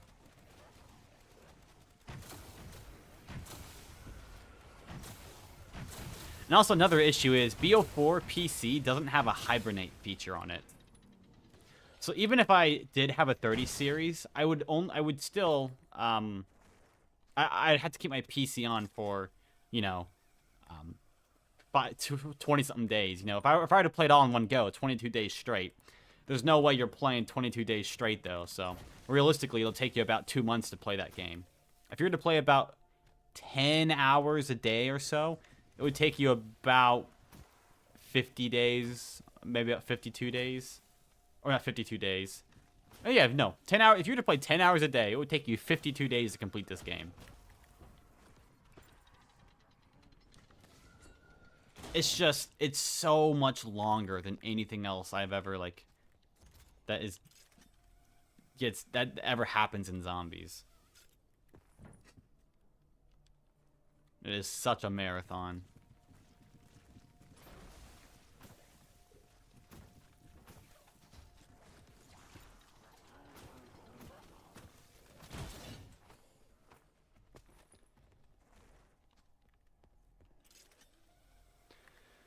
think we have an insta-kill round next round, and then I got hopefully dogs the round after that.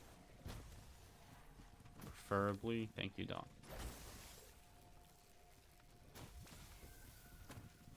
Okay, I'm just like, I suck at the game apparently. And fairy conventions are set up like many other conventions. There's panels, small events, stalls for items like art, even a black market for adult items. But fairy conventions are unique in that way, where other convention black markets probably have things like naked body pillows and that's it. But fairy conventions have bad dragons, and apparently it's a hobby to collect them now. I personally don't know why you'd want to tickle your colon, but you do you. But how are fairy cons different from things like Comic Cons? NVIDIA designs a GPU processor, which EV, GA designs and completes PCB layout, VRM, powers, hard delivery, cooling system, van, basically everything else. Okay. Oh, that's no good. That shouldn't be a horde good.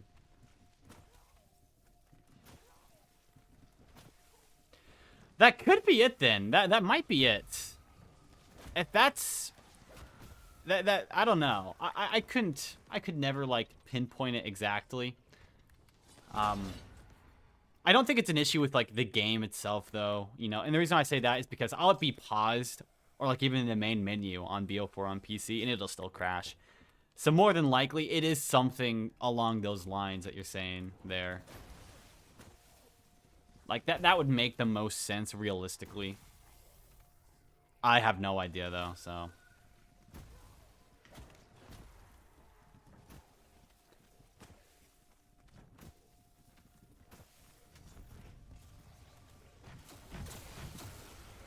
The anime cons and brony cons. Well, obviously, it's down to the fact most of the attendees are wearing fursuits. Compared to anime conventions where you would see cosplayers you'd probably recognize, at a fairy 30, 40, convention 50 you have probably the won't same recognize.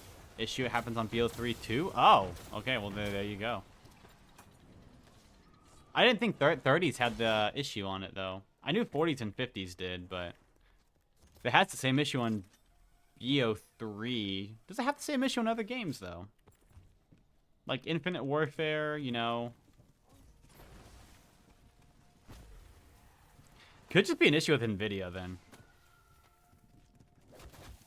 I don't know. I have not a clue about that stuff, by the way. Like, I don't know. I say PC. Whenever I can refer to my computer, I say PC. In all reality, it's a laptop. It's a gaming laptop. I use it for school and to play games I want to get home. So, and it is absolutely the best thing I've ever done. I love it.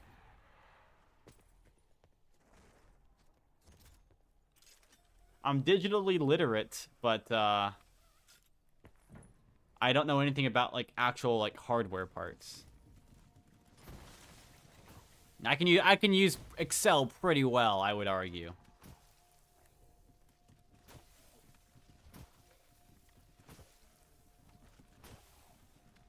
Helps that I took a computer literacy class a while back, but you know.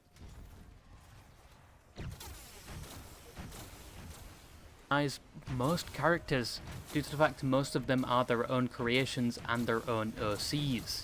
And there are a variety of builds. You've got the people that don't wear any suits at all, and are just there for the experience. You've got ones that only wear their heads because they can't afford the down payment for the rest of the suit. You've got the full fair suits, some that are even modified to have AC units within them.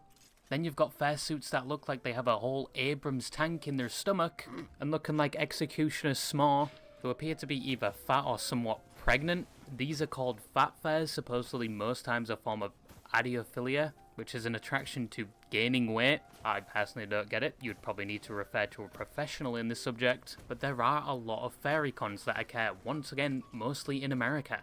You have cons like Anthro New England, Midwinter Frolic Anthro Expo, and Fair Squared, all happening I actually this haven't heard year. of those ones There's before. even VR fairy cons now, like I've heard of that. Ferality hosted on VRChat, which apparently has its own private server. The amount of knowledge I have about this like subject, I'm not a furry, right? But the sheer amount of knowledge I have about this is like insane. I like to imagine. Like, I only ever watched these videos in my last, like, 2 games on this map I played. They're just so entertaining. Like, it's interesting to learn about this stuff. Like, watching from, like, an outside perspective. I don't know. Basically, NVIDIA was disrespecting EVGA, so they had, no more left in video as a whole. 12V. Remember the 12V adapter issues? Not really, no. The video kind of recovered from not relying on EVGA anymore. Ah, okay. Yeah, I got no idea about that stuff. Shoot, I got like 15,000 hours in this. I don't know a lot about most things. The things that interest me, I know a lot about. Which is apparently, you know what? I don't know.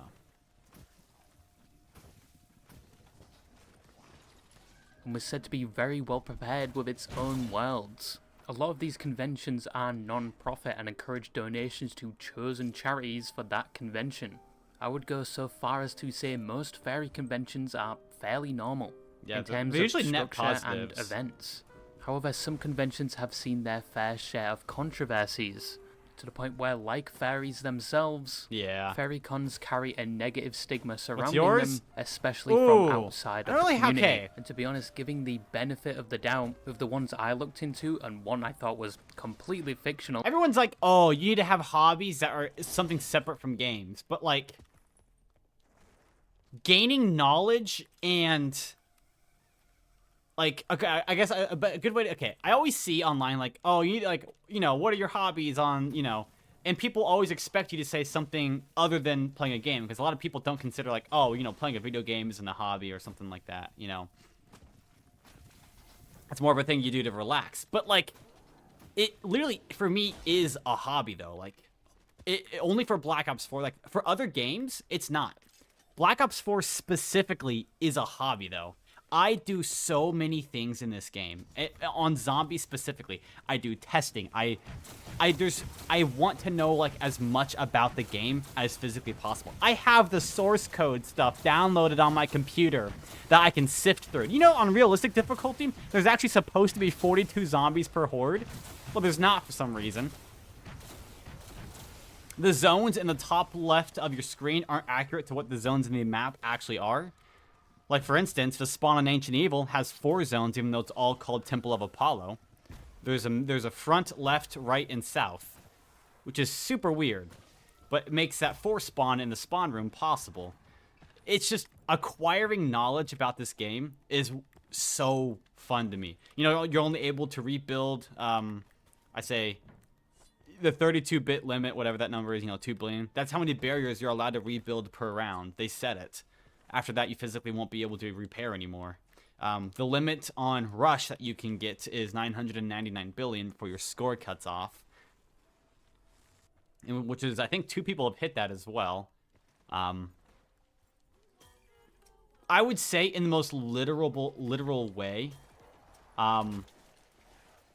Black Ops 4 is a huge hobby for me.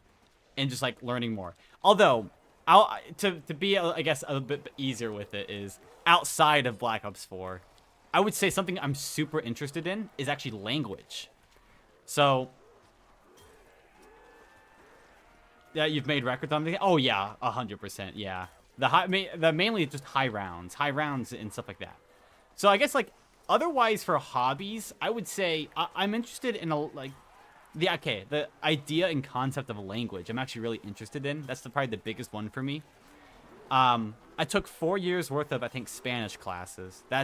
I loved them. They were really good, except for Spanish 1. Spanish 1 sucked. I absolutely loved Spanish, though. That was really fun to do. I forgot a lot of it, and like 90% of it, just because I live in the middle of the country in America. There's no one here. I live in a small town of like 6,000 people. No one speaks Spanish here.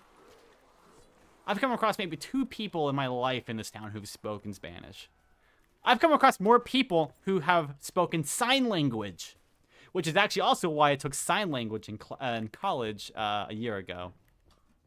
Took sign language, learned a few hundred words. That was really good. I really enjoyed sign language. And I was able to communicate with some of the people who come to I used to work at Little Caesars, right?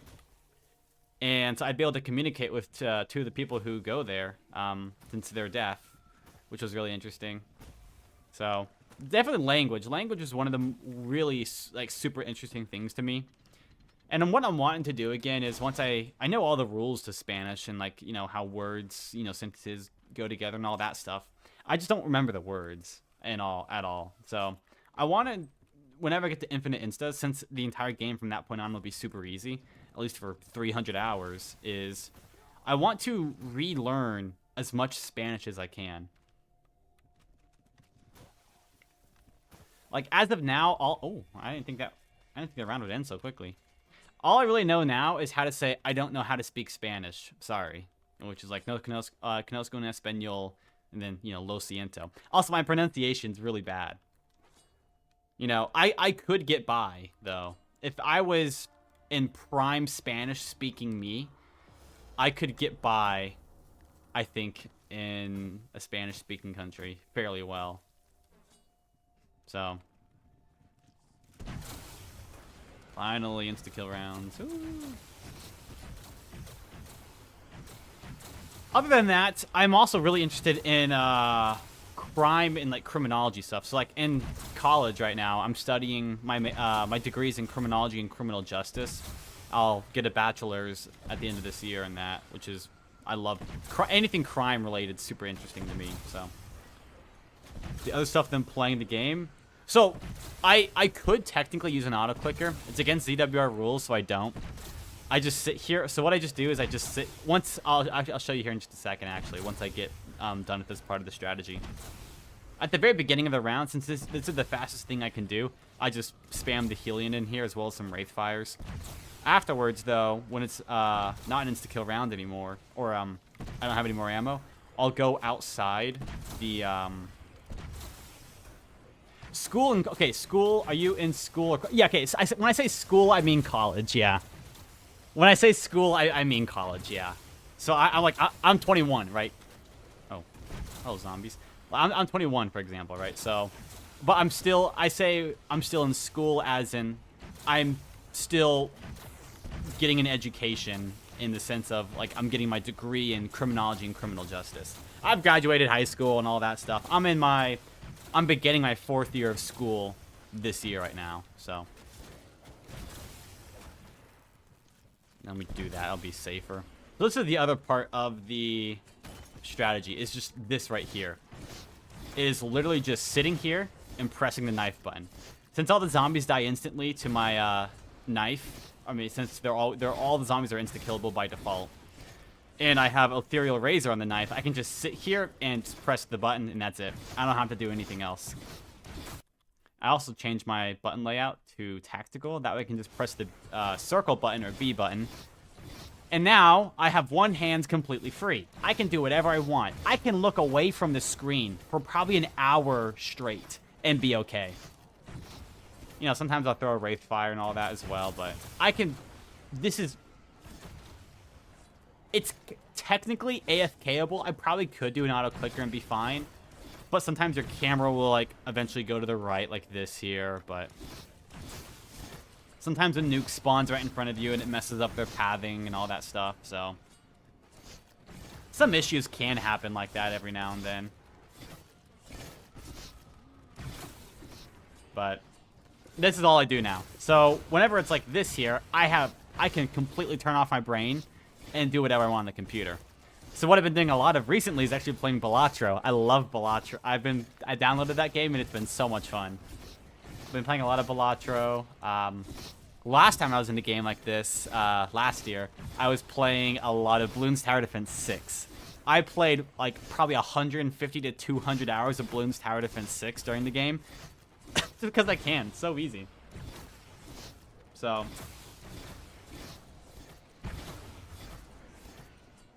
just use a scuff controller.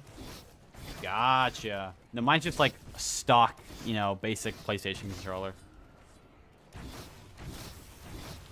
That's all I got, so. These rounds are about 30 to 35 minutes right now, so.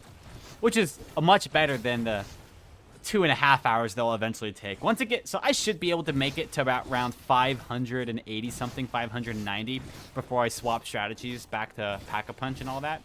The rounds will take like 2.5 hours at that point. So I'll literally just be sitting here pressing one button for like 2.5 hours straight. I'm just doing whatever else. I know, watch a video. I can just scroll. I can just like doom scroll my computer. I can doom scroll on TikTok while I do this. So. Oh, I guess another thing that I would, hobby-wise for me, is like music. I know that sounds like a very cliche one. It's only one artist though, and I absolutely love the artist, Fox Stevenson. I love that guy's music so much. A lot of drum and bass, a lot of fast-paced music is what makes up the majority of my playlists. So, like, let me see here. And actually, so much so, I bought tickets to go see him live here in about 2 weeks. So he'll be going to Kansas City and doing a show there. I bought tickets to that and VIP tickets. I upgraded them as well. Cause I gotta get myself a signed poster. I gotta get myself a picture. I gotta get things like that. I gotta get some merchandise. I love it. And I say I like this guy's music so much. Like, I used it for, like, montages mainly. So, like, whenever I did my last game I played, I did my, whenever I made my montage, I used the song Dreamland by Fox Stevenson in it. A lot of Western music. Okay, that is a good point. Although the guy isn't Western though, so he's based out of Europe originally. I don't know exactly where. I think the UK is where he's based out of, but he's a European artist who's just going on tour in America.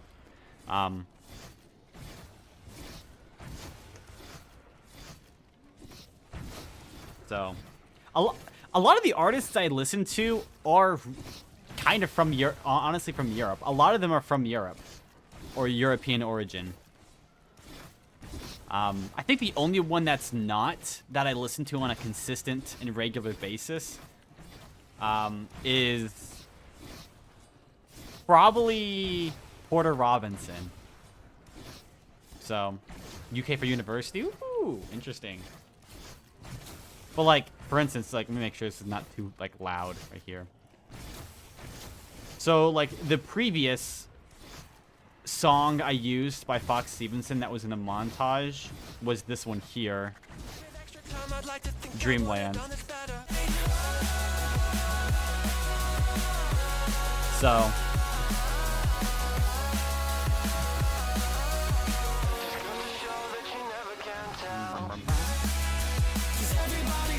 a lot of fast-paced stuff like that.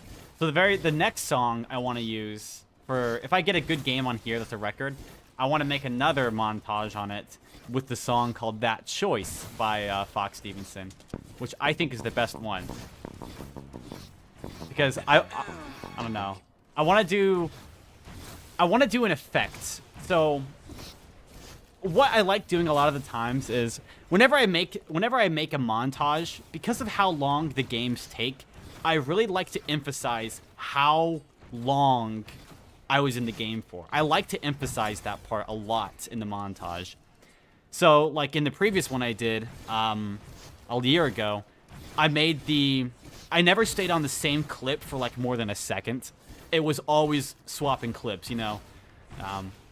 It was just showing the sheer amount of like time I spent in the game with how fast the clips were kind of scrolling through each other.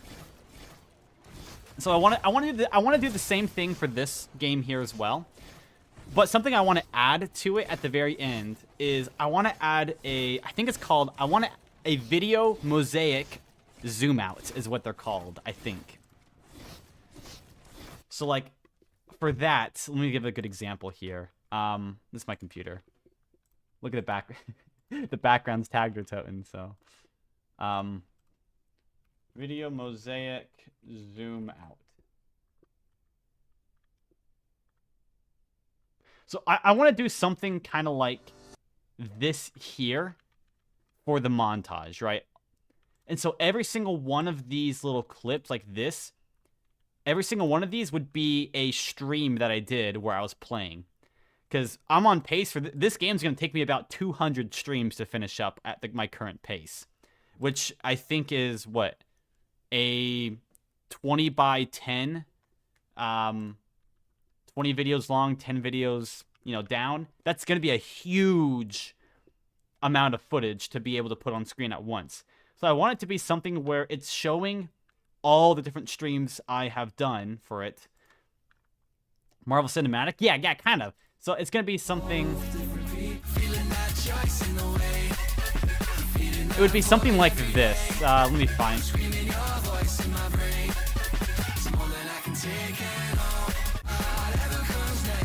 So it would be something like this here, where it goes like this. And it would just like start zooming out and showing all the footage I did. But a lot better. Like, that's the idea. I don't know how on earth I'm going to do it. Photo mosaic zoom. Is this a good one? I mean, it could even be something like this here. Oh, this is a better one. This is such a good one here. It's going to be kind of something like this that I want to do.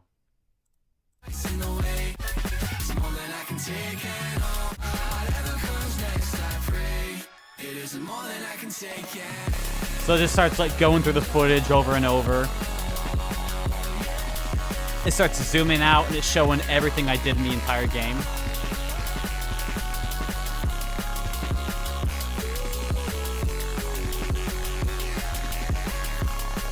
And it'd be just a slow zoom out.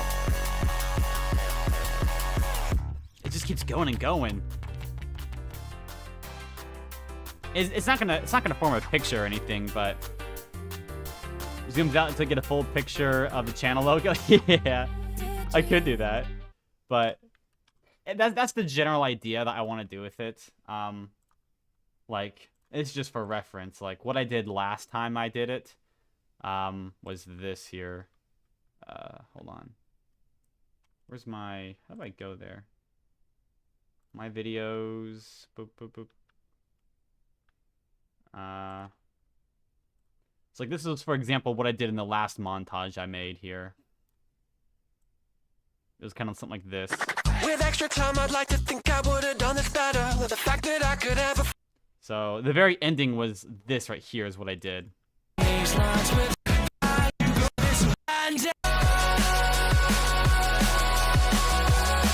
So like, I don't stay on the same clip for too long.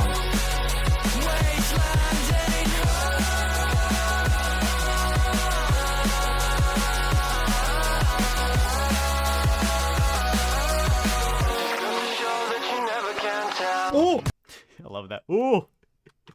Oh. So that's the kind of the general idea, though. It's I want to emphasize how long the game actually took to play.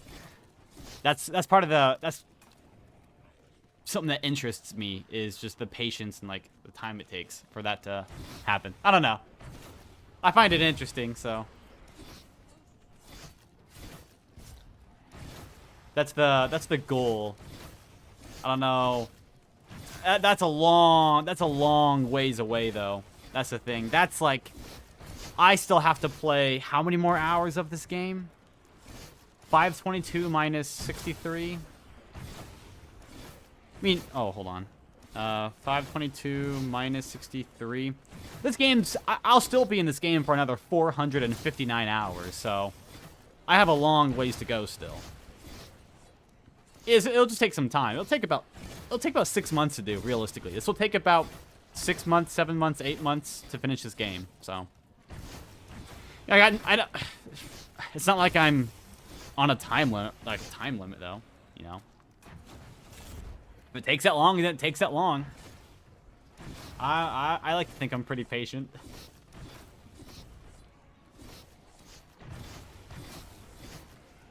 So yeah, I'm in a... Right now, I'm in a pre-calculus 2 class.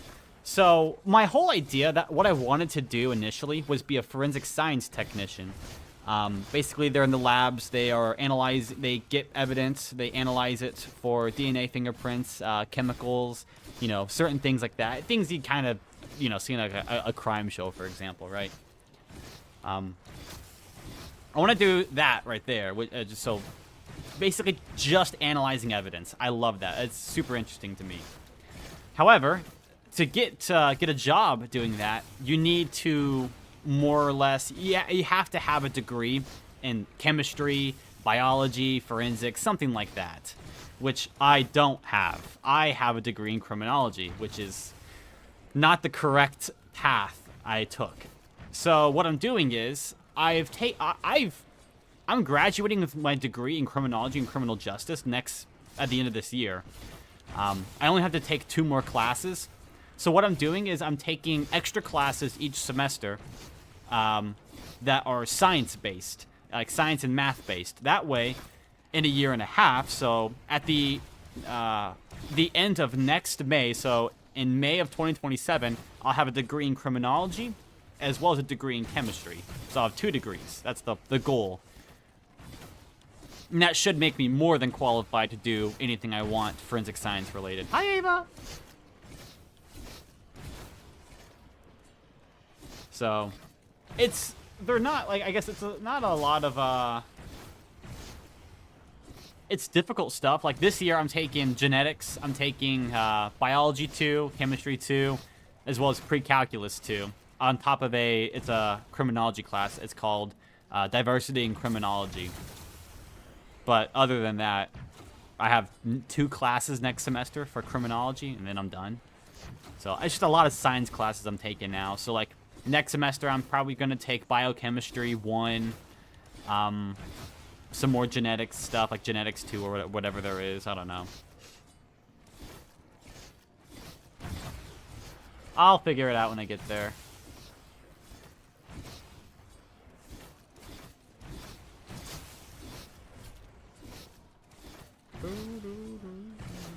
But it is optional though, yeah. Especially if you're going into so you're only required to take, at least at my school that I went to, you're only required to take a 1 college level math class, which I did. I took that my very first semester I got into college, and that was it. But if you want more, if you want to do certain things like chemistry or biology, you kind of have to take higher level math classes. So I was like, ah, dang it. Okay. I'll take pre-calculus 2, which is the next thing I need to take. After pre-calculus 2, it'll be calculus. And then that's actually, I think calculus will be the highest level math class I'll need to take. Everything after that is completely optional. So it does kind of suck. But oh well. I know how to study stuff, so I'm not awful at studying. You know what I want to do, actually? I want to play Balatro this round. Speaking of Balatro. I want to play some Balatro.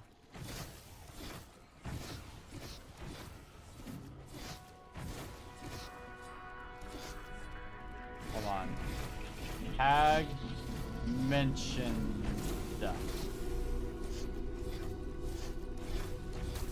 Holy shit, Yuri tag?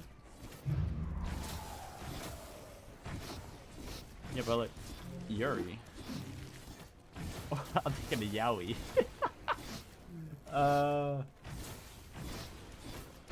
Reach anti-level 12? There's no way that's happening.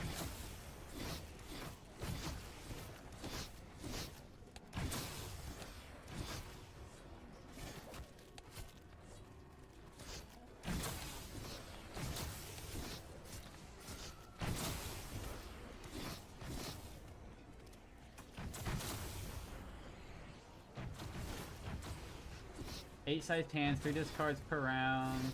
I don't know. Take all those extra degrees.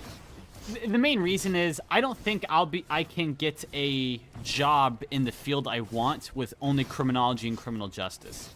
If I wanted to, I could get a job, you know, working as like I don't know, at a prison for like a correctional something at a prison, for example.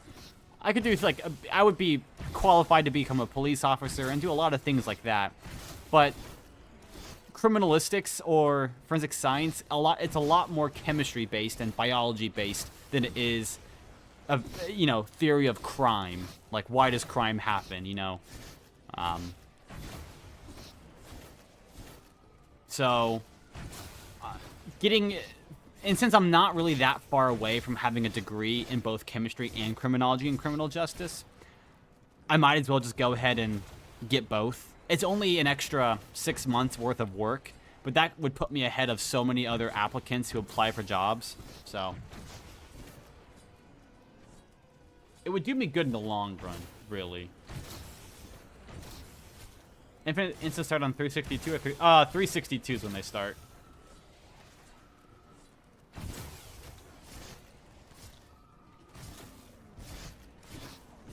So once I get to 362, I'm all set.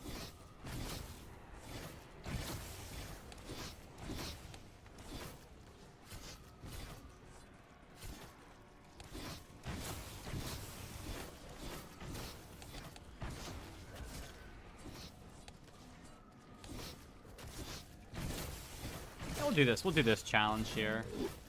Job's gonna have eternal jokers.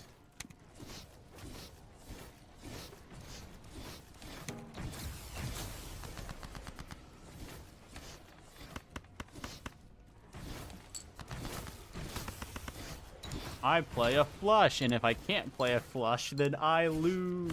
I love that.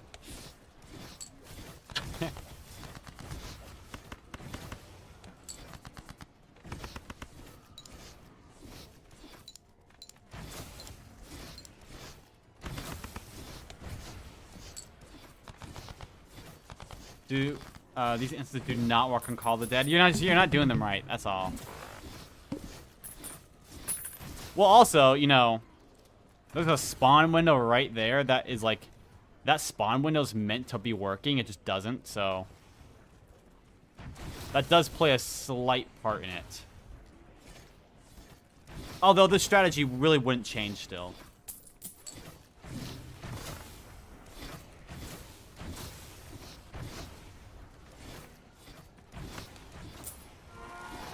Oh, I'm stupid. I should have bought like the Mega Buffoon pack.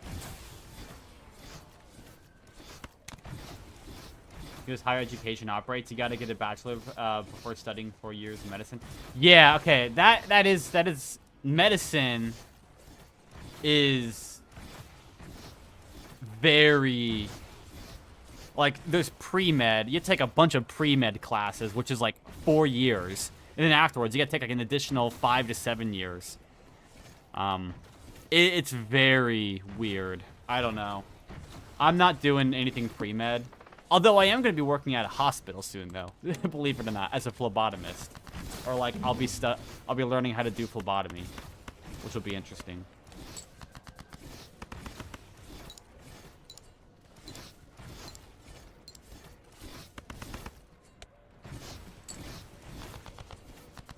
Pre-med's all the classes you take before actual medical school.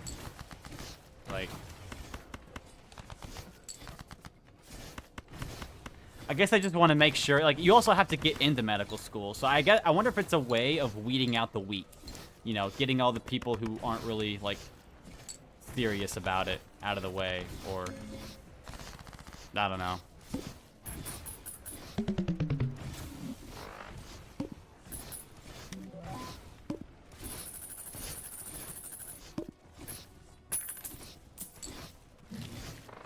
I don't need that Joker, actually.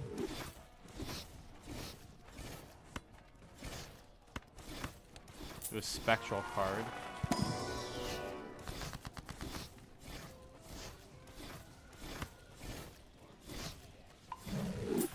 Alright, guess I'm going with hearts this run.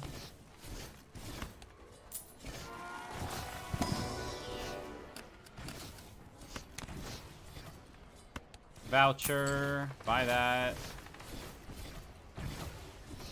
63 hours. Yeah! Ooh, a Mega Buffoon pack. I kind of want that.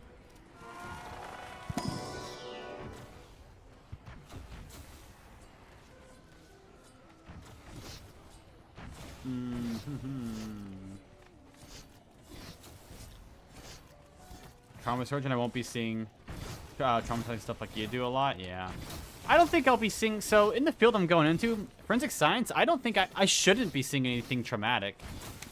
Forensic science is going to be a lot of just, like, evidence in a laboratory. You know, unless I do something like blood spatter, but...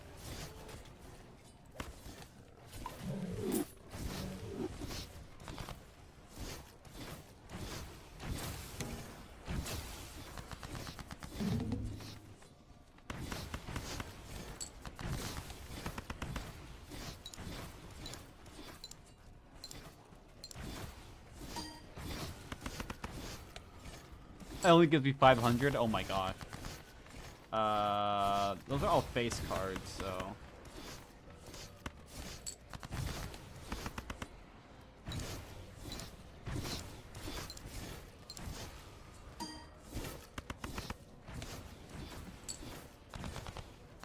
Alright, this run is not going to go anywhere.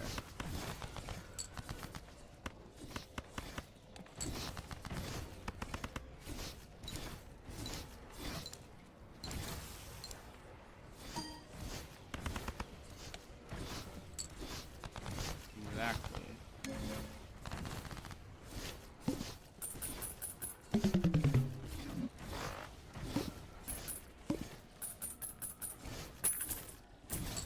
Alright, what do we have? Ooh. Sure. I need my arcane packs to destroy cards. Skip.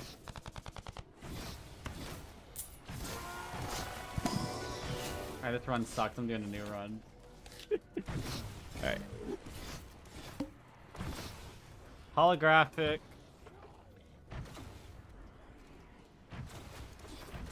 3+3 hand size. Eh. 734? Okay, it's not too late yet.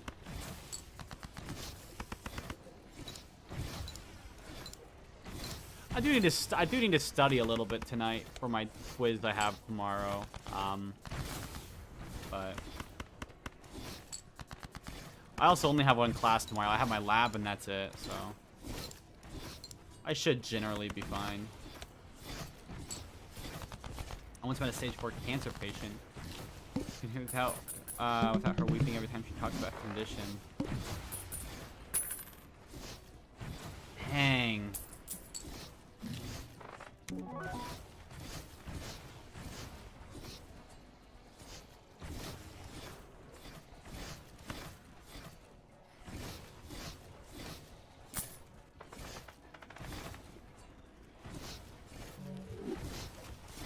Yeah, it's... Oh, I don't have enough money for that, dang.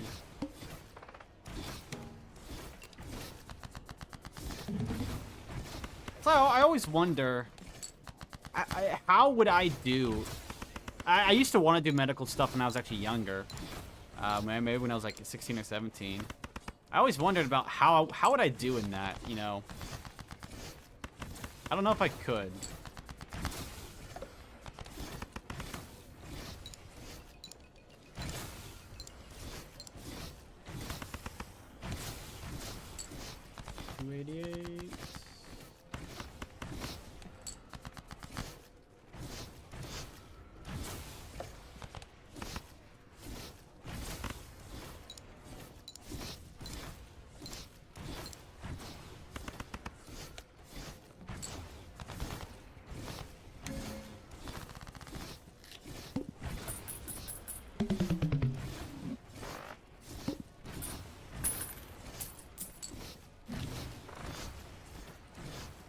+1 hand size.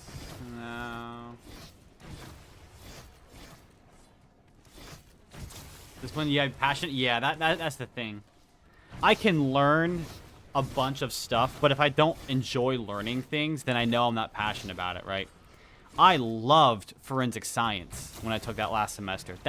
I looked forward to that class every every Monday, Wednesday, and Friday that I had it. don't feel the same way about other classes, like, what's a good one? Math. I don't like math. I don't like the math, like, trigonometry type of math.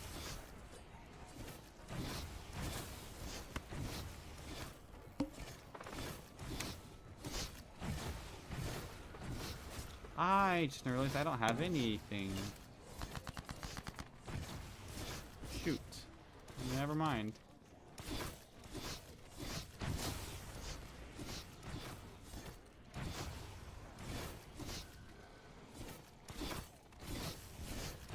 I don't know what to do now. Let's scroll YouTube. I don't know.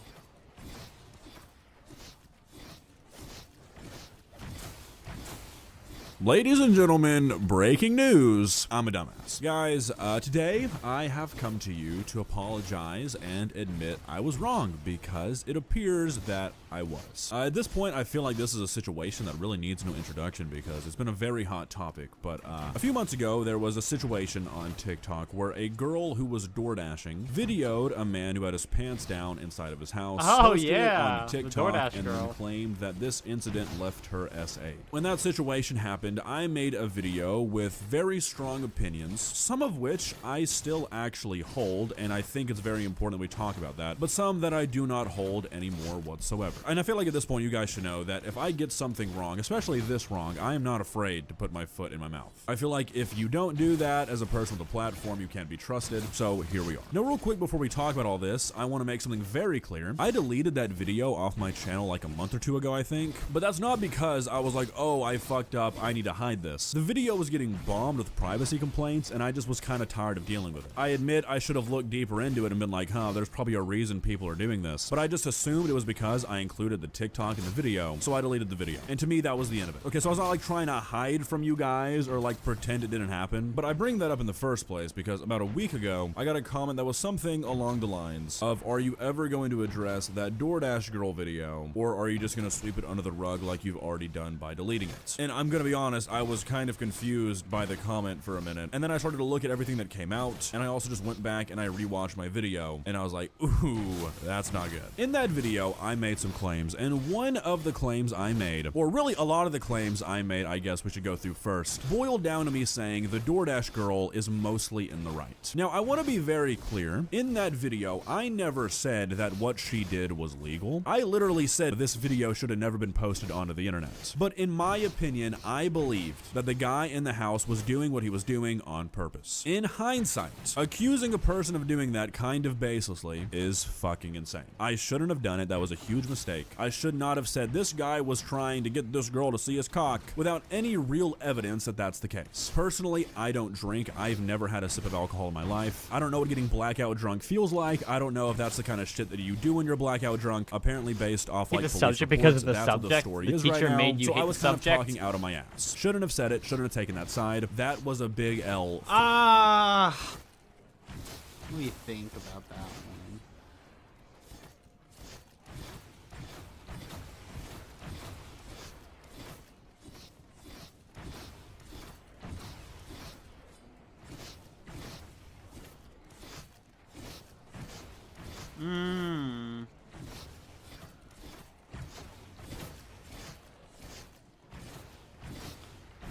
I think there's two different contexts to that. So, in the context of school, I think you're right.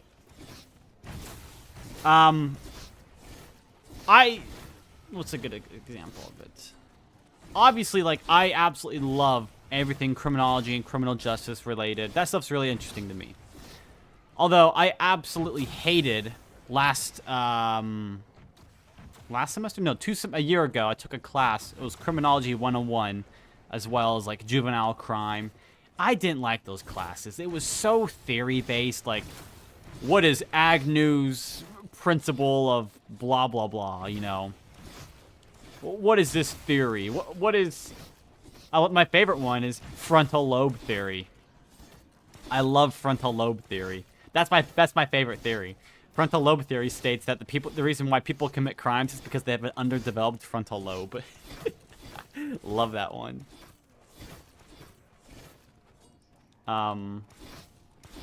But those teachers, I don't hate the subject, but I just didn't really enjoy any of the subject material, dang, that we went over in those classes. I didn't really care about it too much. But when I got to forensics and those classes that I had last semester, those were amazing. I absolutely loved those. I understood what was going on. Everything was engaging, you know. Maybe it was the teacher. I think it was the teacher, actually. I think it 100% was the teacher.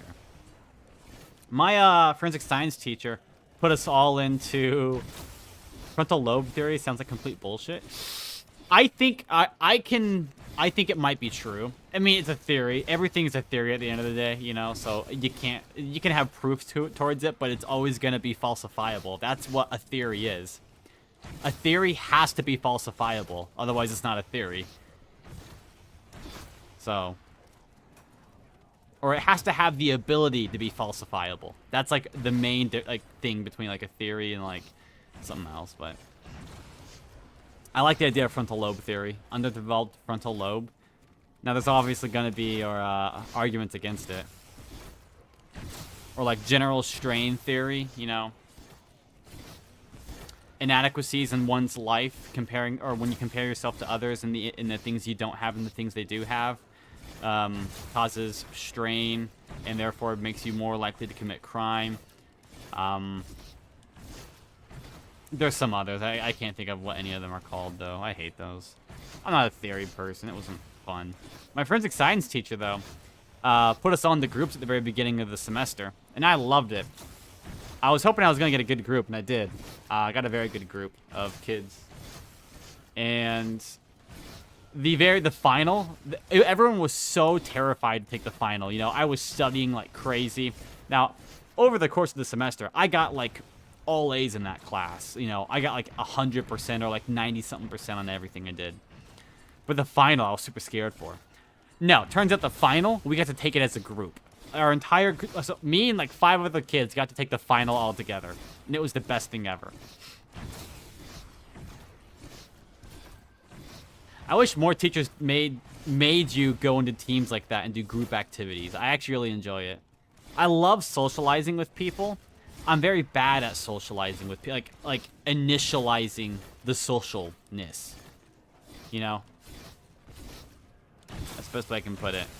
I love socializing with people, and I love talking to people. But I'm very bad at actually like starting conversations and all that stuff. Like once it gets going, I'm cool, I'm fine. But actually getting to that point is such a pain to me. That's why I like being forced into those situations where you have to socialize with people. I do very well in, but like if I go to a party or something like that, you know, that's something I am nervous about. Whenever I go to this Fox Stevenson concert coming up here on February 12th, I'm not gonna know a single person there. No one's going with me. I could not find anyone to go with me. There's no way. No one listens to the music that I listen to. I would ask my friend Michael, you know, he'd be like, no, I don't listen to that music, no. He probably wouldn't go. He also work. You know, I would ask my friend Izzy, but then she's gonna be like, I don't listen to that music, and why are you trying to make it sound like a date? When I'm like, no, dude, it's literally just have someone to go with me there. But no.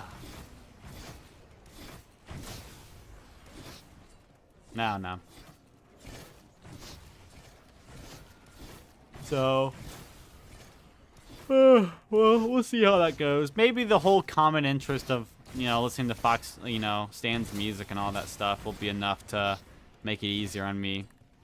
Maybe I ought to just get a hotel there and stay the night. And like pre-game before I go there. That way I'm like I'm loosened up when I go there. You know, I don't know. Figure something out.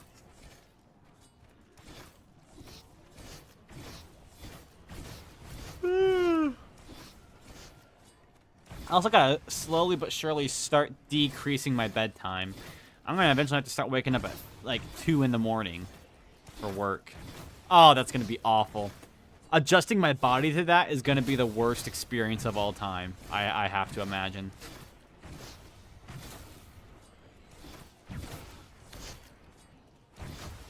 Like, I could just do the strat where you stay up all night. You know, that always could work.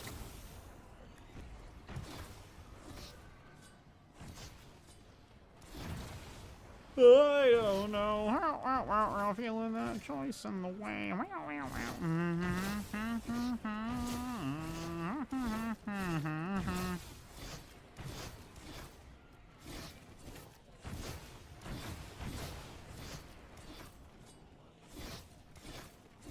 Is Tony Romo as bad as everyone is saying? Yes! Fucking hate that guy. Oh, I hate Tony Romo. Dude, he sucks. He's like walking proof that literally anyone could be a sports analyst because obviously it doesn't take any like sort of skills or anything. You can just yap about nothingness and get a job, apparently. Tony Romo. Oh, look at me. I have Mahomes' meat in my mouth. You know, that's all he is. That's who Tony Romo is. I don't like Tony Romo. He's like, oh, Patrick Mahomes. My experience is I got enthusiastic on the stuff I'm, if I met someone who's enthusiastic about it too. Yeah. That's how it was with me and, person I used to date, Rin. She got me into Fall Out Boy, a band over here in America. A pretty popular band over here in America. At least they were during the 2010s. Not so much anymore, but, you know, I really started to enjoy their music.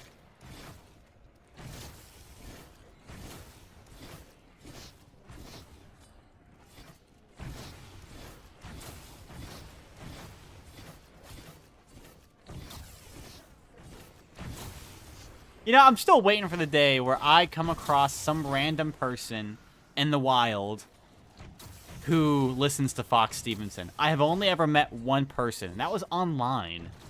I wrote a comment in like a comment section on TikTok talking about Fox Stevenson, and someone's like, "Oh, I love Dreamland," and I'm like, "Nice, that's awesome." But I've still yet to meet a single person in real life who knows who Porter Robinson is, or who Fox Stevenson is, or just anyone, you know. Solomon France would be nice. I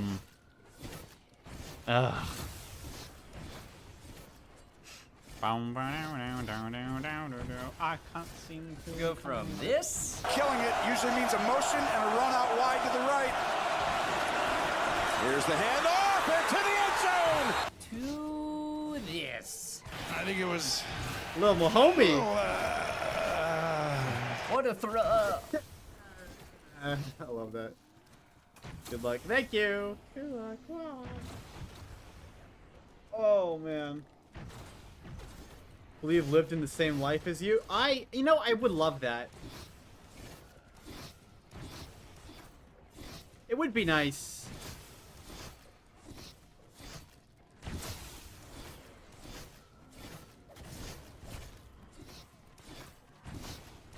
Like, I got so unbelievably lucky when I met Rin, because why is Super Chat disabled? I don't have monetization for like really anything. I just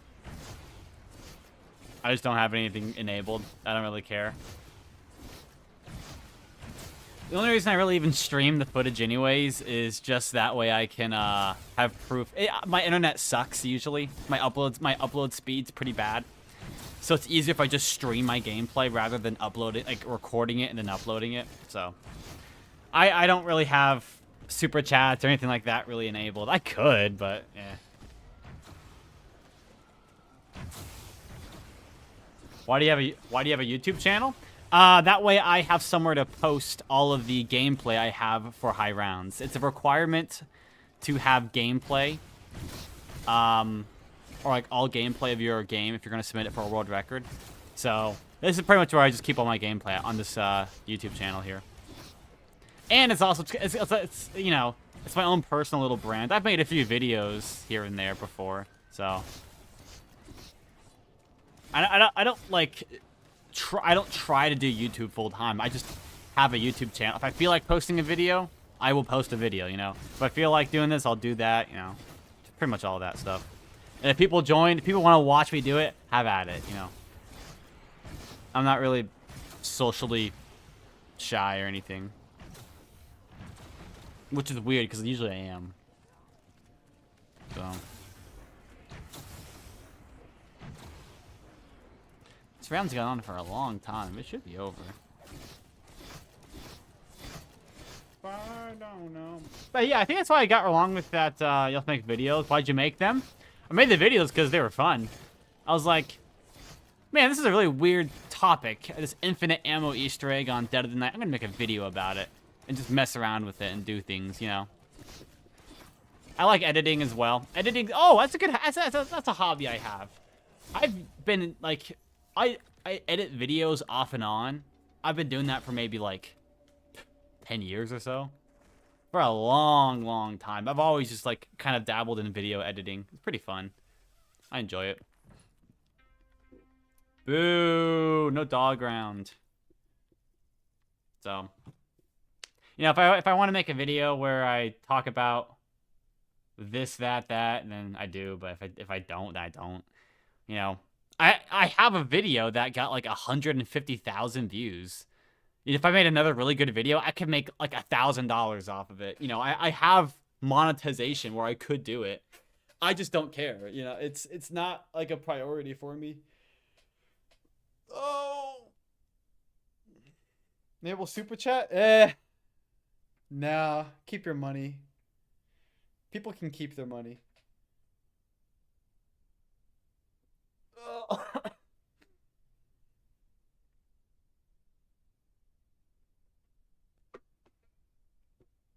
Oh man. Now, if I ever like decide to like maybe try and take YouTube serious and like try and do it full time or something, then 100% I will. If I'm like, man, you know what I want? I want some money. You know, I want to make like $1 billion from this. Then I'll like try hard YouTube. I feel like it's. I feel like I could do it if I tried. Like if I gave myself a year, I wonder how much of a channel I could build up if I really tried at it. I don't know. Why is it clicking? That side's not clicking. That is clicking though. And I was back to the other thing. I think it's why I got along with that one person, Rin, so well. Let me also real quickly see if it's an insta kill round. It was because, so the way I met her was I was doing live streams on Ultimate Custom Night on YouTube. So I would like live stream myself playing Five Nights at Freddy's Ultimate Custom Night, doing 50-20, because I used to be really good at that. And I would at that point in time I was streaming on Twitch and I was trying to actually build up a Twitch channel. So I was getting like 5,000 or something viewers on TikTok. I went, hey, go subscribe to go follow my Twitch. You know, I would do that. And so this one girl, Rin, joined, and so we started talking for a bunch of while like that. So literally, FNAF Riz is what it was. It was literally just FNAF Riz is how I was able to meet someone. Turns out she was a huge BO4 fan, which is crazy. The fact that she was a big BO4 fan was like blew my mind. She had a VR as well. Isn't Rin your girlfriend? Yeah, or was, yeah. So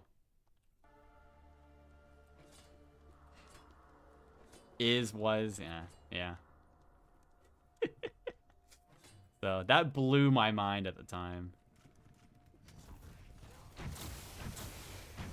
Cause I remember she sent me like a screenshot. She's like, I want round.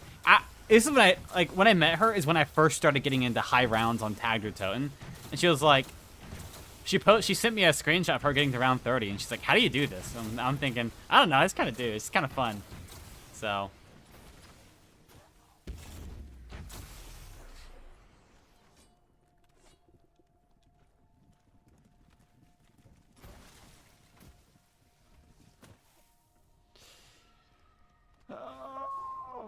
Yeah, there's no good videos on YouTube like at all right now. My YouTube feed kind of sucks. I got an hour and a half left. Yeah, I'll play to 65 hours and then be done for the night, probably. So another hour and a half or so. Blundell cooked. He did. He cooked a lot.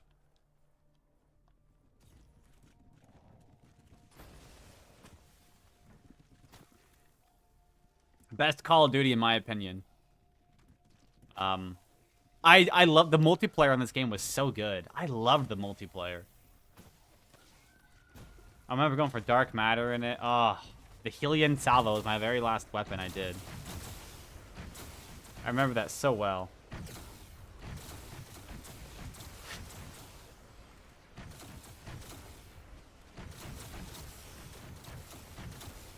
I don't know what to watch. What is this? R/teenager polls proves our education is cooked.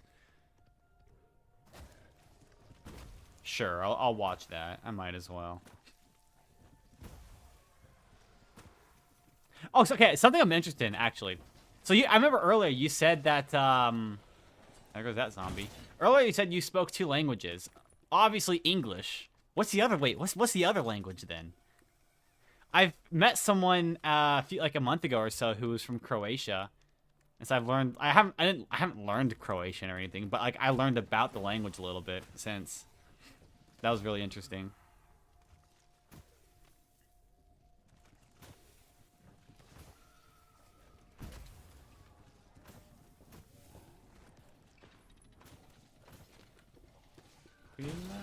Hello, Internet. Welcome back to the Hello, channel. Internet. Today, we are going to be talking about the most wise and clear-minded demographic on the planet, Teenagers. Yep. If you didn't know, teenagers between the ages of 13 and 19 would have been born between the years 2006 and 2012. Ooh, Do you feel old yet? I do. But today, we are going to be seeing how they answer various polls and questions pertaining to current cultural issues to see where the average Reddit teenager would align. So without further ado, That's actually an let's interesting get right topic, to the okay. posts. Alright, so here we are, HRT Paradise. Answer and post polls for other teenagers to answer. HRT? Oh wait, hold on. I was supposed to say HRT Paradise. That's hormone like replacement something something. Oh, like what the heck is that? What? But it's yeah. Never mind. Let me play this. Cold War 2.5. Wait, hold on. Let me actually reread this and actually like use my brain for a second. Therapy? Yeah. I was so confused when I said hormone replacement therapy in the video. It's like, isn't this a thing about like teenagers? Why is it saying HRT? But that makes sense. Okay. Here's now say.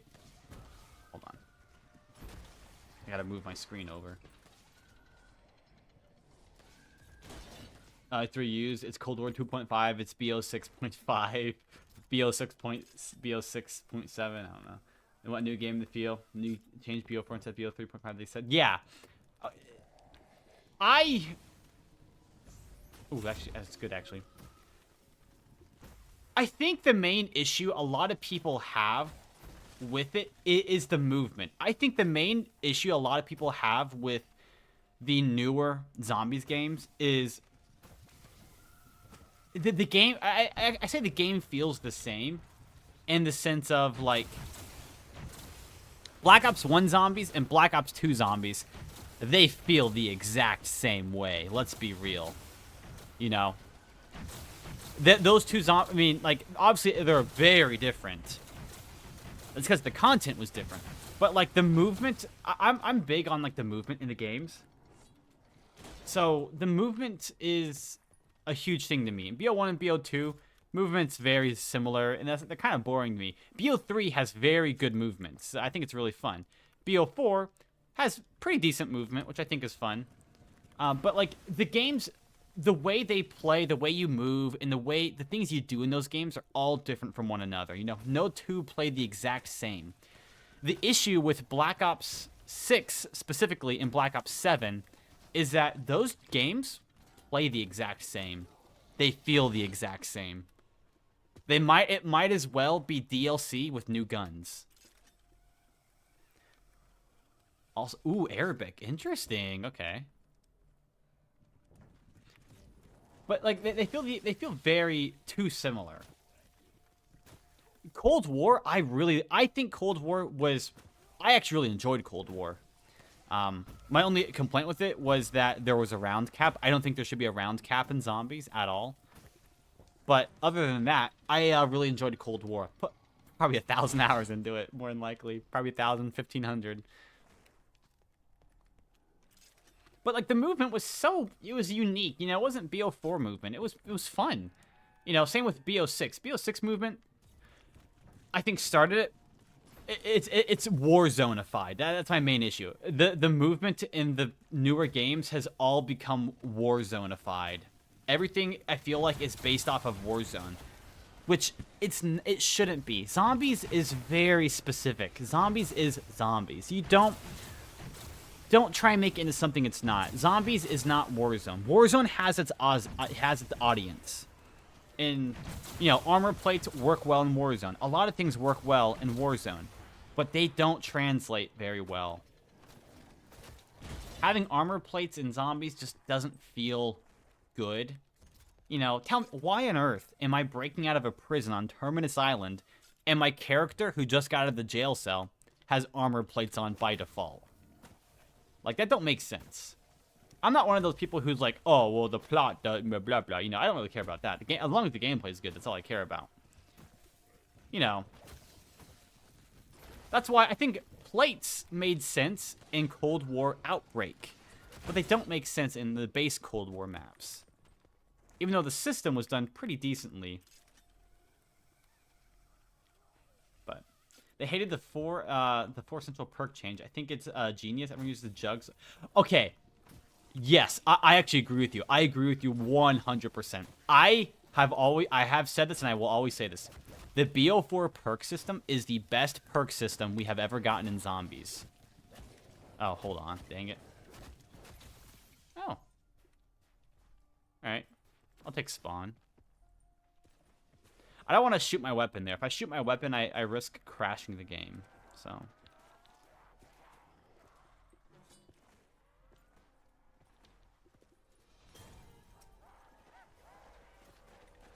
Okay. Oh, that's another really interesting fact about this map here. Is this. They can't hurt you. Once the zombies touch the ice water here on this map, they can't hurt you. On hardcore. After round 187. It's so interesting. I love that.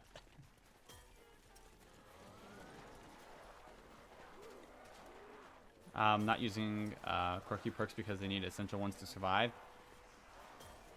From what I've noticed in BO4 a lot is that there's a lot of room for customizability, whatever the word is. I don't know.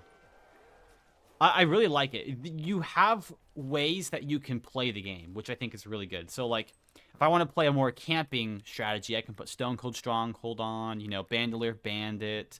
I can put these perks on, Deadshot.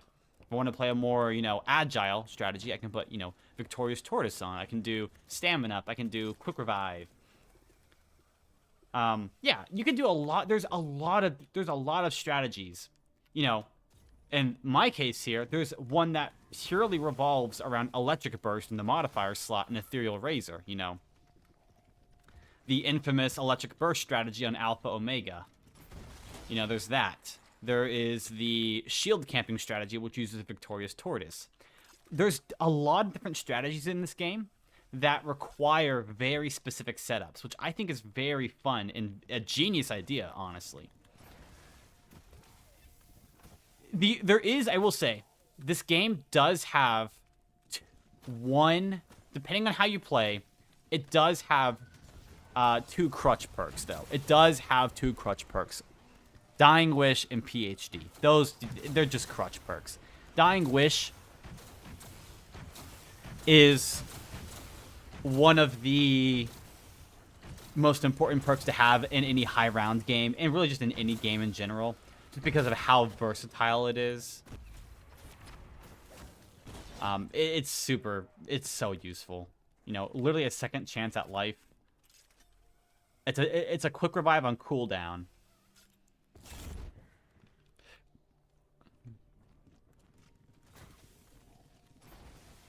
Oh wait, hold on, it's an insta-kill.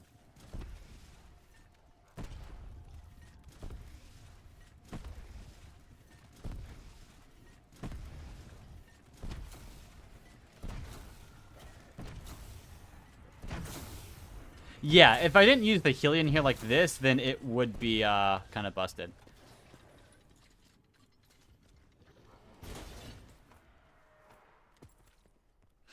Like, if I'm using normal weapons, yeah, I don't need PhD. But if I'm going into the game knowing I'm going to use the Helion, you need PhD almost. But other than that, all the other perks are pretty, you know, you can use whatever you want. Here's the thing, though. Another thing. The perk limit being 4 perks is the most infuriating thing ever. Because if I could use 5 perks on any BO4 Zombies map, you would be so overpowered. Every single map could benefit by letting you use 1 extra perk. You know, Tagged or Toten would let you use what you could use Mule Kick, you know, so you could have another weapon here, the Trebuchet Shotgun. You could, I don't know, if you're playing on normal, Trebuchet Shotgun, Thunder Gun, and the Helion Salvo to do a 200 speedrun. You know, on, you could also maybe use Stamina Up to do ammo runs faster. There's so many things that it could be useful for, but you just don't have enough perk slots. So having it be a 4 perk limit is, like, super smart. I think they could have honestly let you get away with playing with 5 perks in the game. As, like, the default. But 4 perks really makes you choose. Like, on Dead of the Night, the main strategy is to use silver bullets. Well, usually you're going to use Stone Cold Stronghold and the Tonic. You're going to use Dying Wish, and you're going to use PhD. So what should your 4th perk be? Should you use Bandolier Bandit?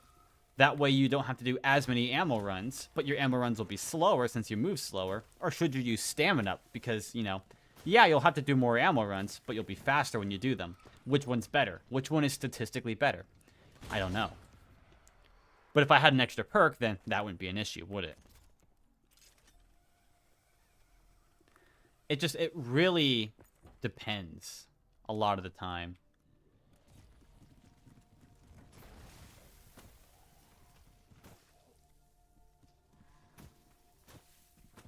Oh my gosh. Okay, nope, not risking that. It's balanced enough? Yeah, it's balanced. That's a good way to put it. It definitely is balanced. Have a Discord. Oh god. I want to see how many adults are in this Discord, dude.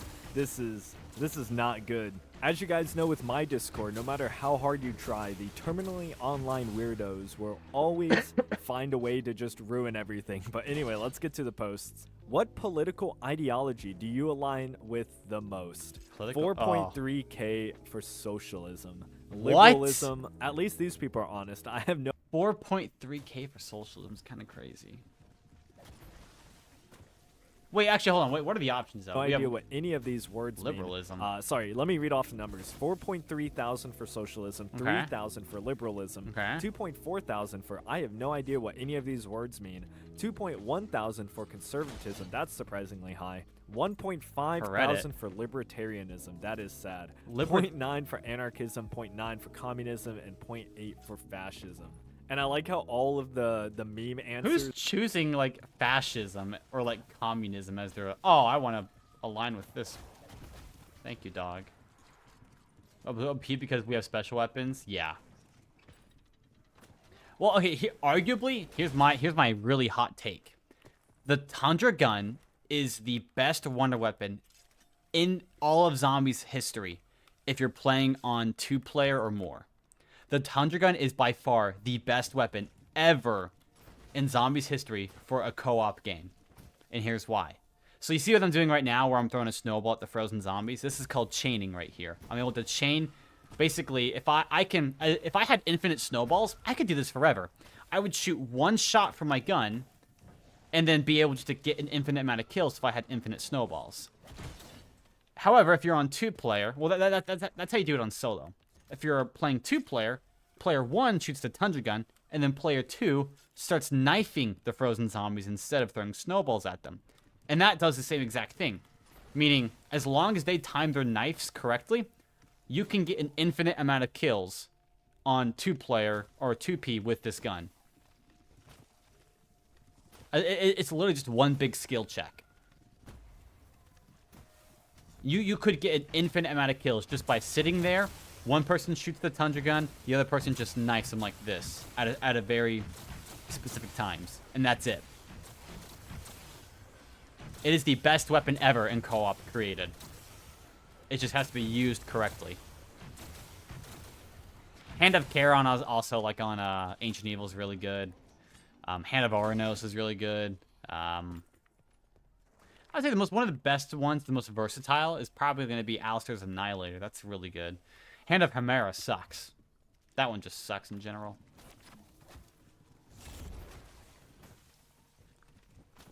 Do you knife him with a normal blade, or do you use you do a normal?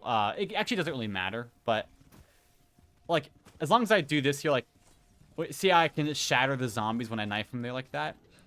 If I'm the second player doing that, and the first player froze the zombies, that chaining effect will continue, even though it doesn't happen on solo. Which is weird.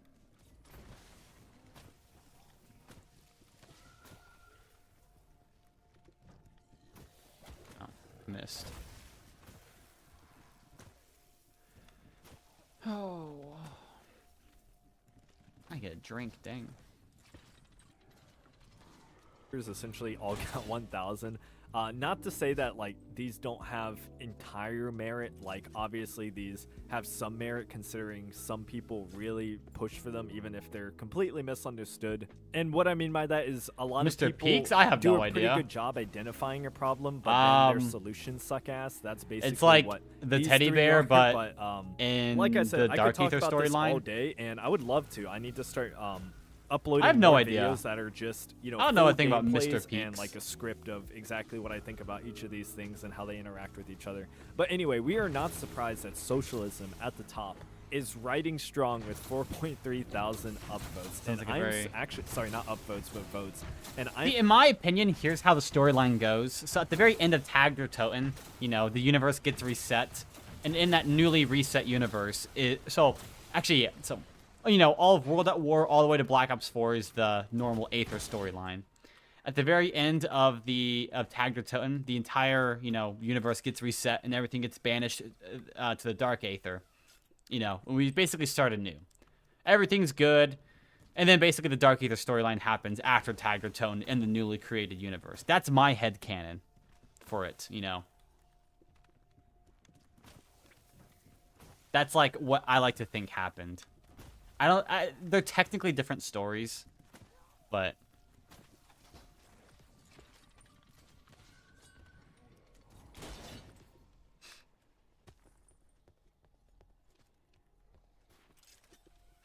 in my evidence though for that theories though, like, all right, the Wonder Fizz in Cold War is made up. That machine itself is made up of the original perk machines. From the original zombie storyline, you know, but we also have the new perk machines. So that, you know, it's just because it's like a kid superhero movie. I actually don't. I kind of like it. I'm not gonna lie. I really, really enjoy it. Some of my favorite parts about Cold War was the audio logs that you would get from people trapped in the Dark Aether. Those were some of the most interesting things I have ever listened to. Those are amazing. One of the ones, the one that like sticks out to me the most. There was a soldier trapped in the Dark Aether who has been there for some amount of time. He eventually came across, I think, a Hellhound in the Dark Aether. And instead of, it was like wounded though. So what the guy did is he went to go nurse it and like heal it back to health. And instead of attacking him, the Hellhound now kind of stood by that guy's side and helped him in there, you know. Eventually though, they came to more threats or something in the Dark Aether, and the Hellhound dies. It's an audio log, and it's so interesting. It's so interesting, you know. They talk about like the conversations between the Requiem and like Zykov and all that stuff.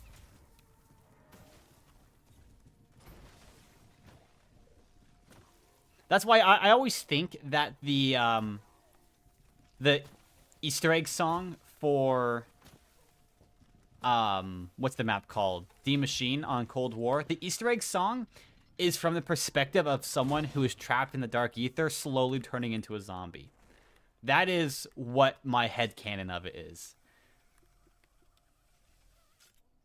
That's and the reason why I say that as well is because a lot of the audio logs, a lot of the people who are in them talking of slowly but surely start referring to themselves as a collective.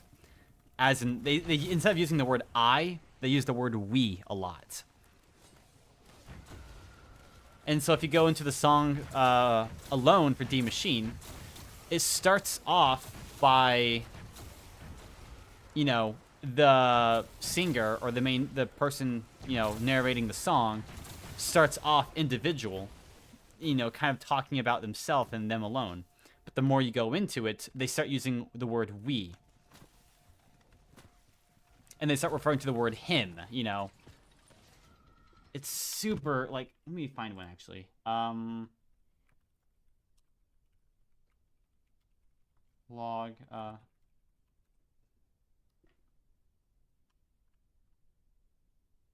is this the one? Today, I'm going to be playing for you guys all of the Season 4 Reloaded radio transmissions and audio logs. And the reason... The Dark Ether audio logs.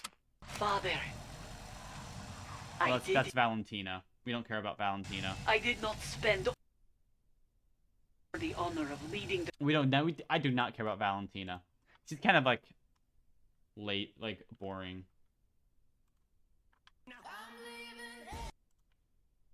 I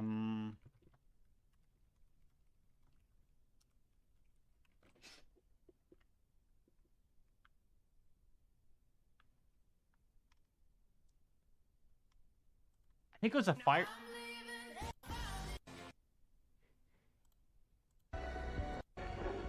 A crooked man, and he went a crooked mile.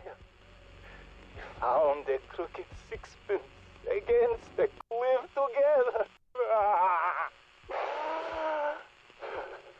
There was a woman that I met. Her gait was far from crooked.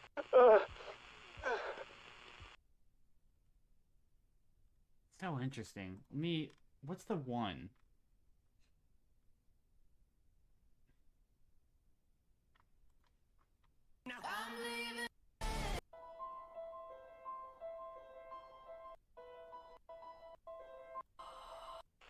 Today I am not sure if I should call you that. This is from Zykov? I don't know.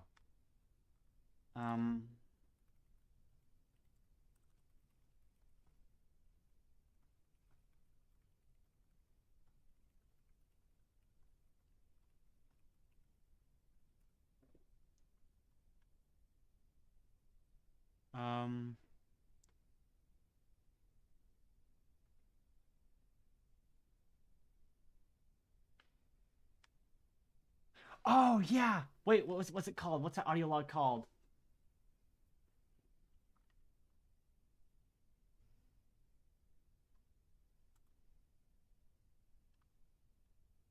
This is it. Here we are. This was in pre-season.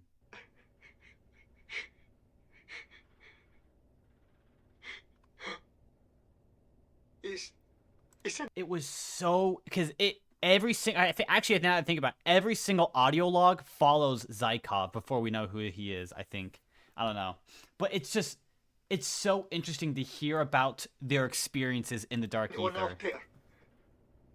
Can anyone hear me? I do not know how long I have been here. There are no days to count. Only an endless twilight. Like a dream that keeps shifting whenever I try to focus on it. And like in the audio log, you can hear like the Dark Ether, like riffs and like shifts and everything. Gems, luminous creatures that float on the mist. Beauty means little when you're always being hunted. I should never have gone near that ship. shimmering light. I should never have touched it. It's so I good. thought it was a sign from God, but there is no God here. There is no God. It's so. In the name of the Father, and the Son, and the Holy Spirit. Lord, We just got- hear me, Mariska. They don't know anything like I do this. not know They, if my yeah, they words don't. reach you anymore. I do not know if you care at all about the damned, for that is surely what I am. Damned. It's just random people And I getting just caught want to there, know, and it's so interesting. Lord, what did I do to end up here? It is not the hell I expected. No lake of fire. Only a cold, perpetual half-light that somehow seems even worse. Dead men wander this land, feasting on the living. If you can call it living. I love these audio logs. And I fear they may be. Lord, they are coming. I beg you, protect me. Deliver me from this place. I should not be Dude, these here. voice I actors should did. not. Oh.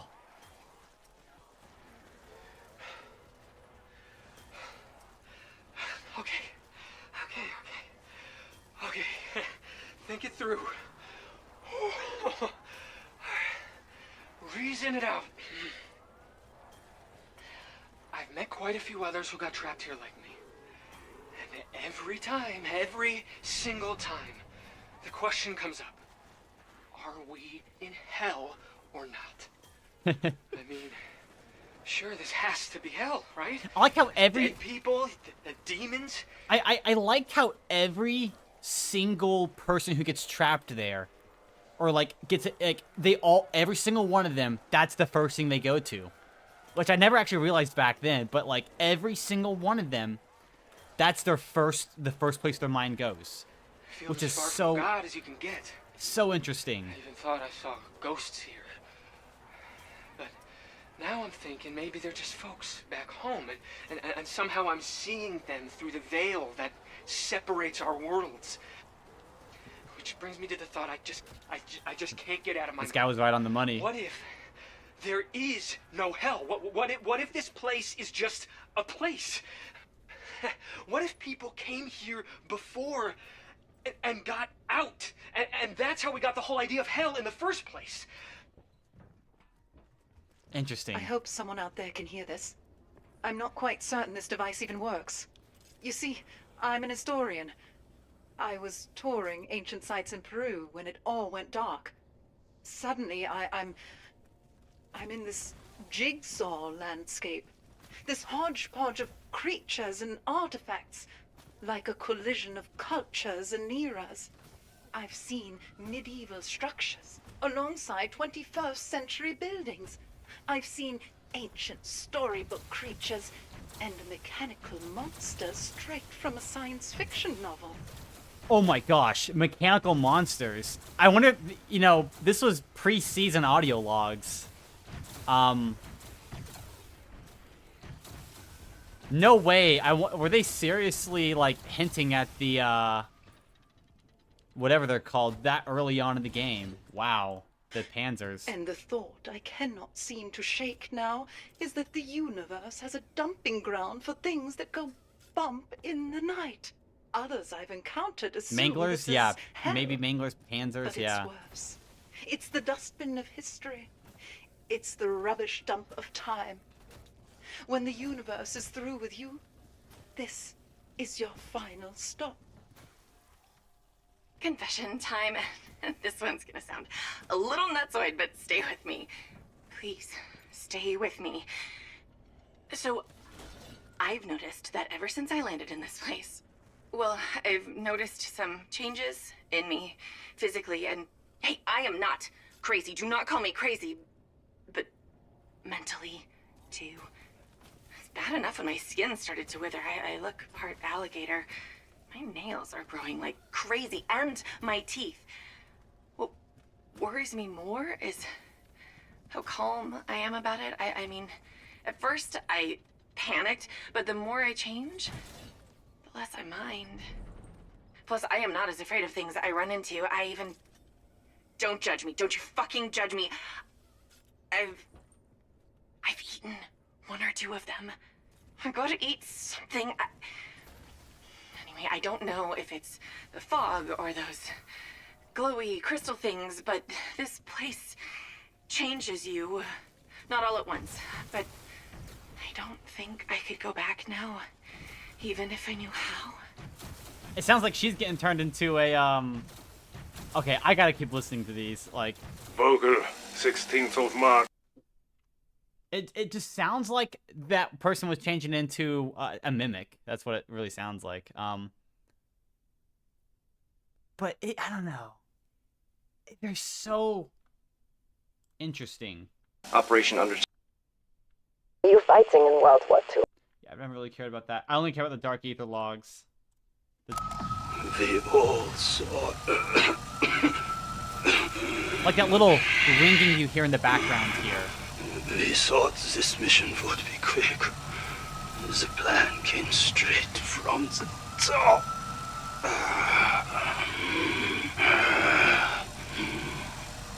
How hopeful we were taking that first step. Like, do you hear like the atmosphere in the background go like you do in Theme Machine normally? We spent our bullets long ago, and this place has changed us. I am not the man I was. I am not a man at all. I am just... And I think one of my favorite things about it as well is later in the life cycle of the game, they give like explanation to it. So during, I think, Operatia Inversia or something, whatever that one is called, the second Easter egg on Outbreak, they kind of go into more detail about, okay, what causes that. And it's literally just the particles, it's Ethereum particles in the air that is what causes you to start having those issues. You know, that they actually explain it. So you have an Ethereum neutralizer, which allows you to go through the zone like that. We see it in Forsaken. We see it in the, things like that. It's so interesting to me that they explain even the small nitty-gritty details. So very tired.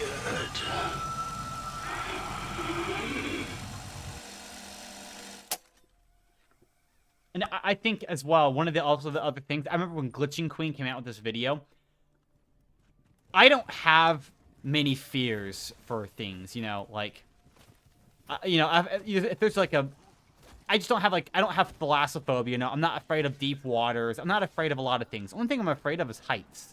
That's it. Although, and also, I have never had things in video games scare me apart from like jump scares. I've never been given a lingering feeling of fear almost ever when playing a video game, except for Cold War.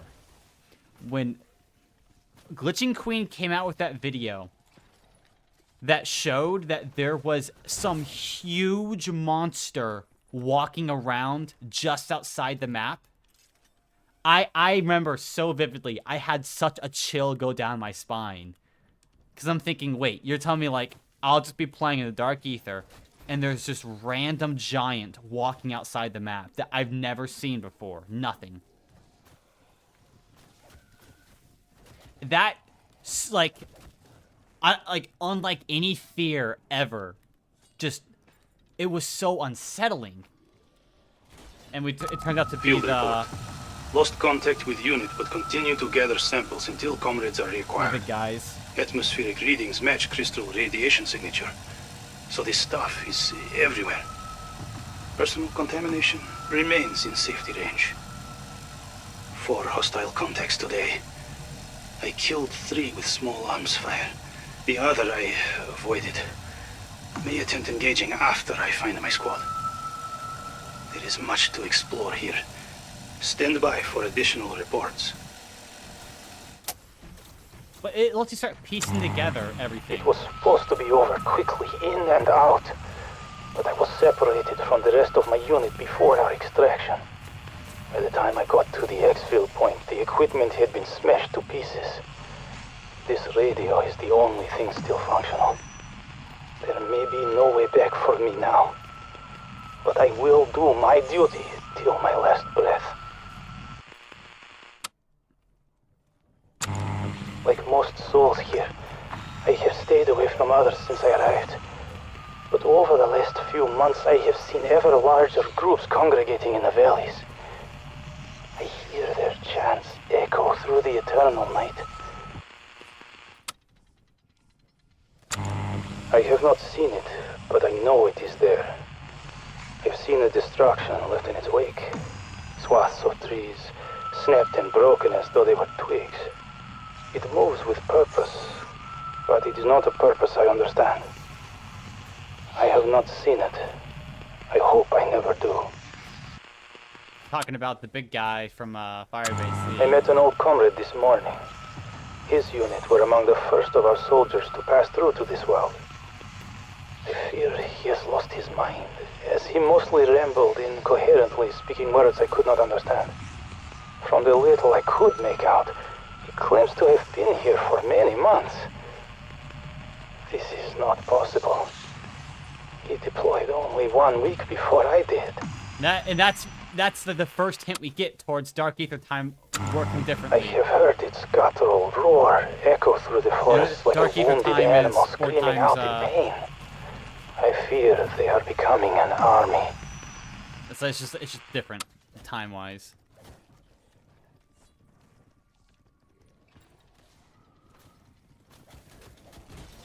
The Firebase's E-logs.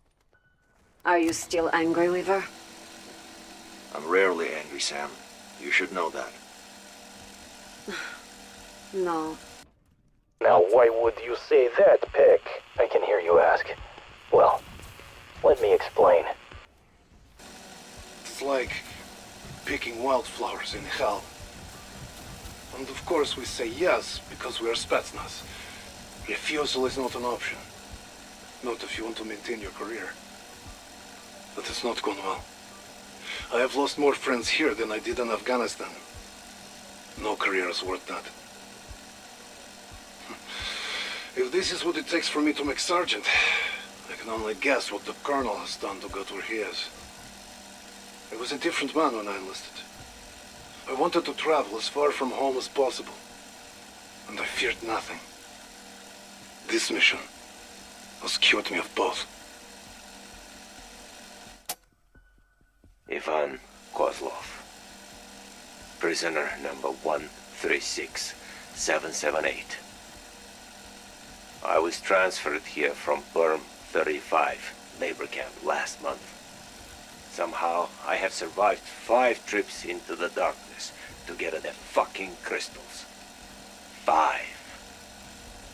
That bastard American doctor even called me Lucky Ivan. Forced us through his gateway at gunpoint. Shot the first man who dared to say "Niet." So in go 9 of us. Only Lucky Ivan comes back. And now, I'm in this hellish place on trip number 6, and I cannot find the exit. Did they close it? Did they get tired of waiting for me? These crystals are heavy. I do not know where I am.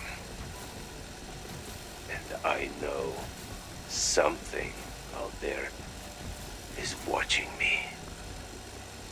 Not so lucky, after all. Tobias Hoffman, Sergeant. I was captured on a covert mission in the DDR. My superiors had to deny they ever heard of me. The Stasi interrogated me. I gave them nothing. So they threw me in a Dresden prison for 2 years. And now, a KGB unit I never heard of before has me hunting verdamned monsters in this nightmare world they have discovered. They brought Aza prisoners. political dissidents and common criminals to gather strange minerals from this place. But I have skills the others do not. So they make me hunt specimens for their American scientist. It makes sense.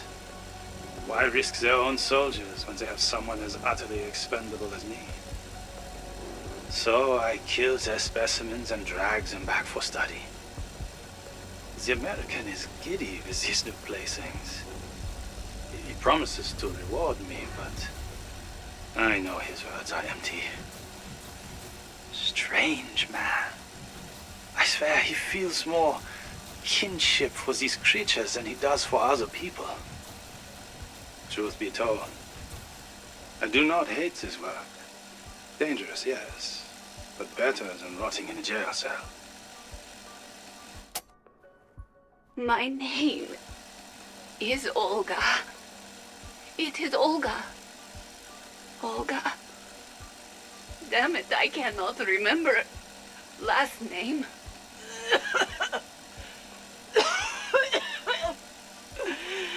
I was pulled out of labor camp to mine crystals.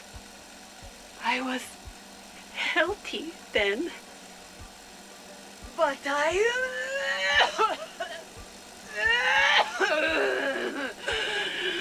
I think crystals make me sick. First came nightmares. I am chair. I am box. I am table. Yeah, it's the mimic one. Maybe it does not seem scary, but it is. Then came fevers and pain. Now parts of skin look like wood, look like brick. It is different every morning. Bones are crooked. They bend like rubber. And hair is sticking together like tails of rats.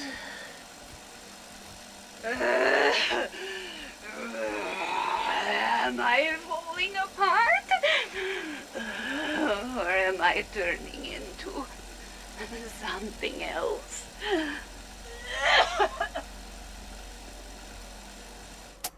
Dude, that's... I do not know how long it has been. How long have I gone without orders? How long without purpose? I fear I am losing. Not just a war, but losing myself. There were soldiers, an army. One I recognized, but hoped I would never see again. I am afraid that wherever I go, I may not come back. Dang.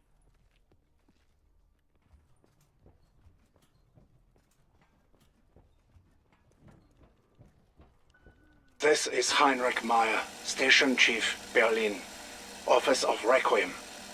Weaver, David of...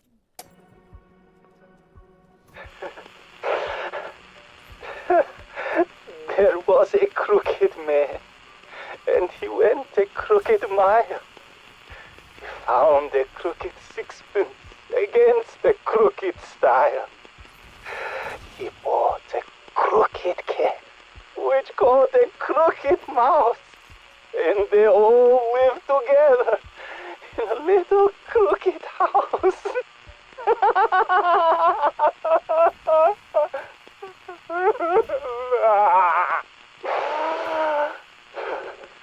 There was a woman that I met.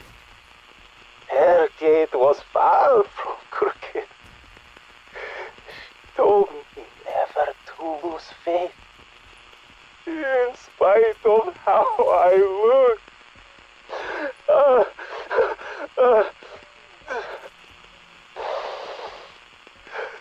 She told me that I was not worthless. The German accent threw me off. Oh, that's Samantha. Words inspired me nonetheless. I will. We will fix this crooked So, right there, he goes, I will, and then he says, we will. He changes. It changes. They go into a hive mind.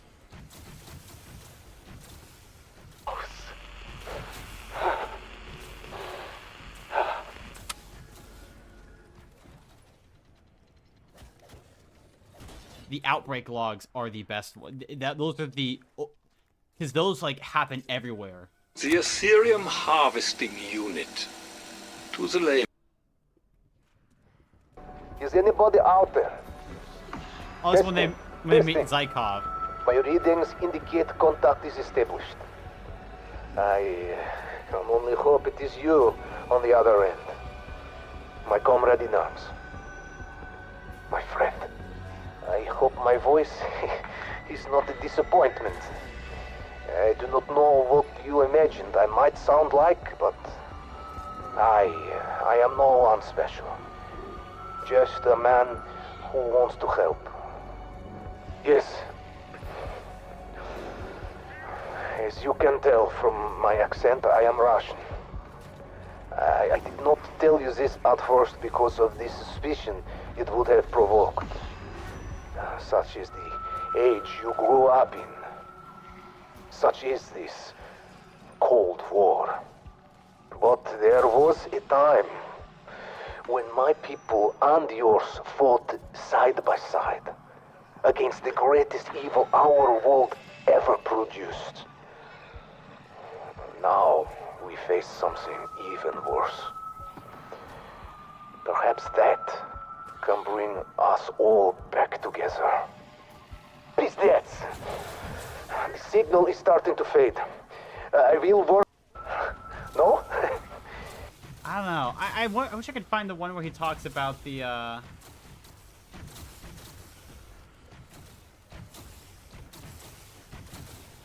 dog. I really wish I could find the one where he talks about the dog.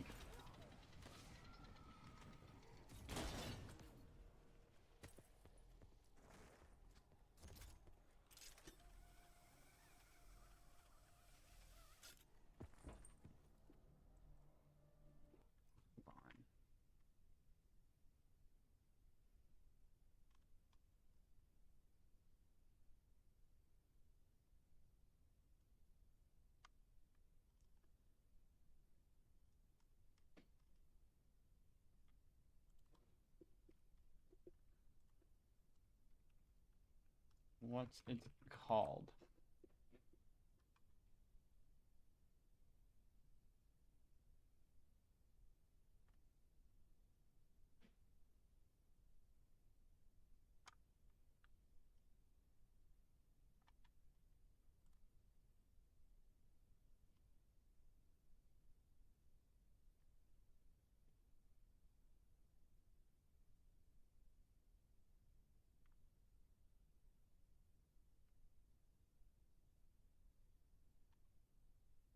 Oh, wait. Well,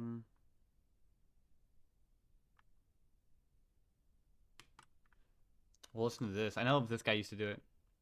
Still previous humans? I have no idea what happens in how to get to Astro My memory, I don't think we were Their actual purpose is to collect souls. I always like these. So what's going on, guys? I'm Black Ops Amazing. Welcome back to another video on the channel. You want to make. So the first question of the day from Omni Kenny says, "Hey BOA, why is there dragons in Outbreak? Just wondering why they are there. Hope you have a great day." Okay, well, since the dragons we see in Outbreak come from the Dark Ether, and we know that most things in the Dark Ether were banished there in the old timeline, as we saw at the end of Black Ops 4 in the Tag der Toten. That's my are characters, maps, things that existed in each and every universe. Everything was banished to the Dark Ether, and so what we're seeing there now during Cold War is a collection of everything from multiple different timelines and universes. And I can only assume, because we don't have an official explanation, that's why we see the dragon heads in Outbreak. We know from this radio I'm going to play for you, they originate from the Dark Ether. Patrick Fedorov, Ithrater, Omega Group. Why do I still call myself that? Why do I even keep making these reports? I lost track how long they've been here. Surely it's been years. There used to be more people here. Lost. Like me. So many are gone now. Food for the dragon. Yes, the dragon. It is also a rocket ship. Don't even try to make sense of these things anymore. What I know for sure is the dragon must be fed. It demands sustenance. And then it delivers this banquet of souls to the One. I do not like to even speak of the One, but his shadow falls over us all. And we must pay tribute. At first, we sacrificed the weak. Strangers, friends, it did not matter, but then we who still remained began hunting each other.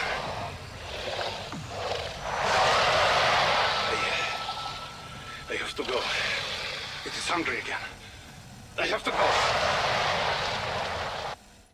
Their actual purpose is to collect souls for the One, otherwise known as the Forsaken, and that's essentially what the dragons did for us the last time we saw them in the old timeline in Der Eisendrache. We feed them the undead, and then they rewarded us, and in this instance, in Outbreak, the purpose of them was to collect souls for the Forsaken. As to how they got inside of Rockets is a bit more of a mystery. I have looked again, and just going off my memory, I don't think we were explained that. Is this Probably the not. One's doing? Did it just naturally happen when everything was banished to the Dark Ether and things became broken and mashed together? We don't really know. The next question from Ben Davies says, where do the Hellhounds come from? So the Hellhounds, I believe, besides on the zombies, are the oldest enemy type we've had in zombies since World at War. And so that also means that their storyline stretches back to then as well. It is a long one, but not very complicated. Anyway, the Hellhounds, if we look at them now, their appearance, at one time, like many things in zombies, looked nothing like this. They weren't covered in flames, their bones weren't showing, they were normal dogs, and specifically,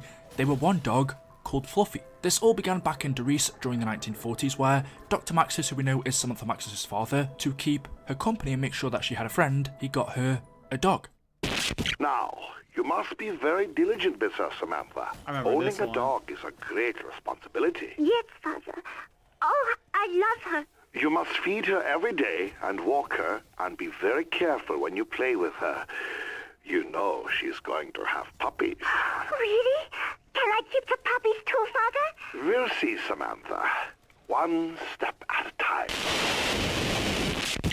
The dog was a German Shepherd. We can actually see what she originally would have looked like.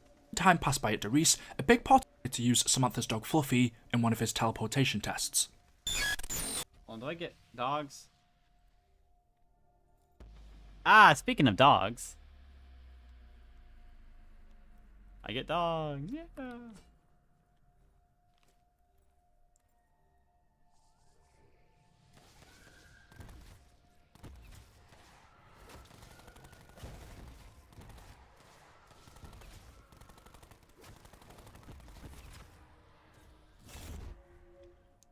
we are. Edward, tie the damn thing down! We can't have it running around. No reading, Doctor, but has not reappeared. And so Maxis thought the teleportation test was a failure. He thought Samantha's Dark Ether. Continuing on with their experiments then, as a part of Test 6, Maxis and Richtofen operate the teleporter. Activate power. Damn it, Edward! Did you set up the device correctly? Yes, Doctor. As per your specifications. If you had done it to my specifications, then it would have worked, wouldn't it?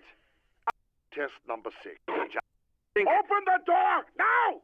Maxis tells Richtofen to open up the teleporter door to see what's inside, and when he does, they notice that Fluffy has returned, but not in her normal state. She had become zombified. She had turned into what we call a... Damn it, Samantha, I told you never to come in here. Edward. Easy. Come here, Samantha. Were created. It was originally a pregnant German Shepherd dog that was given to Samantha.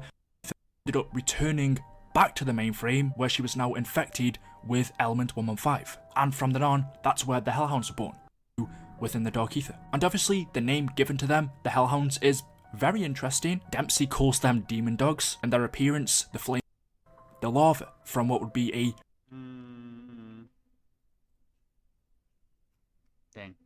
Alright, I'm gonna take a small break here. I'm dead tired.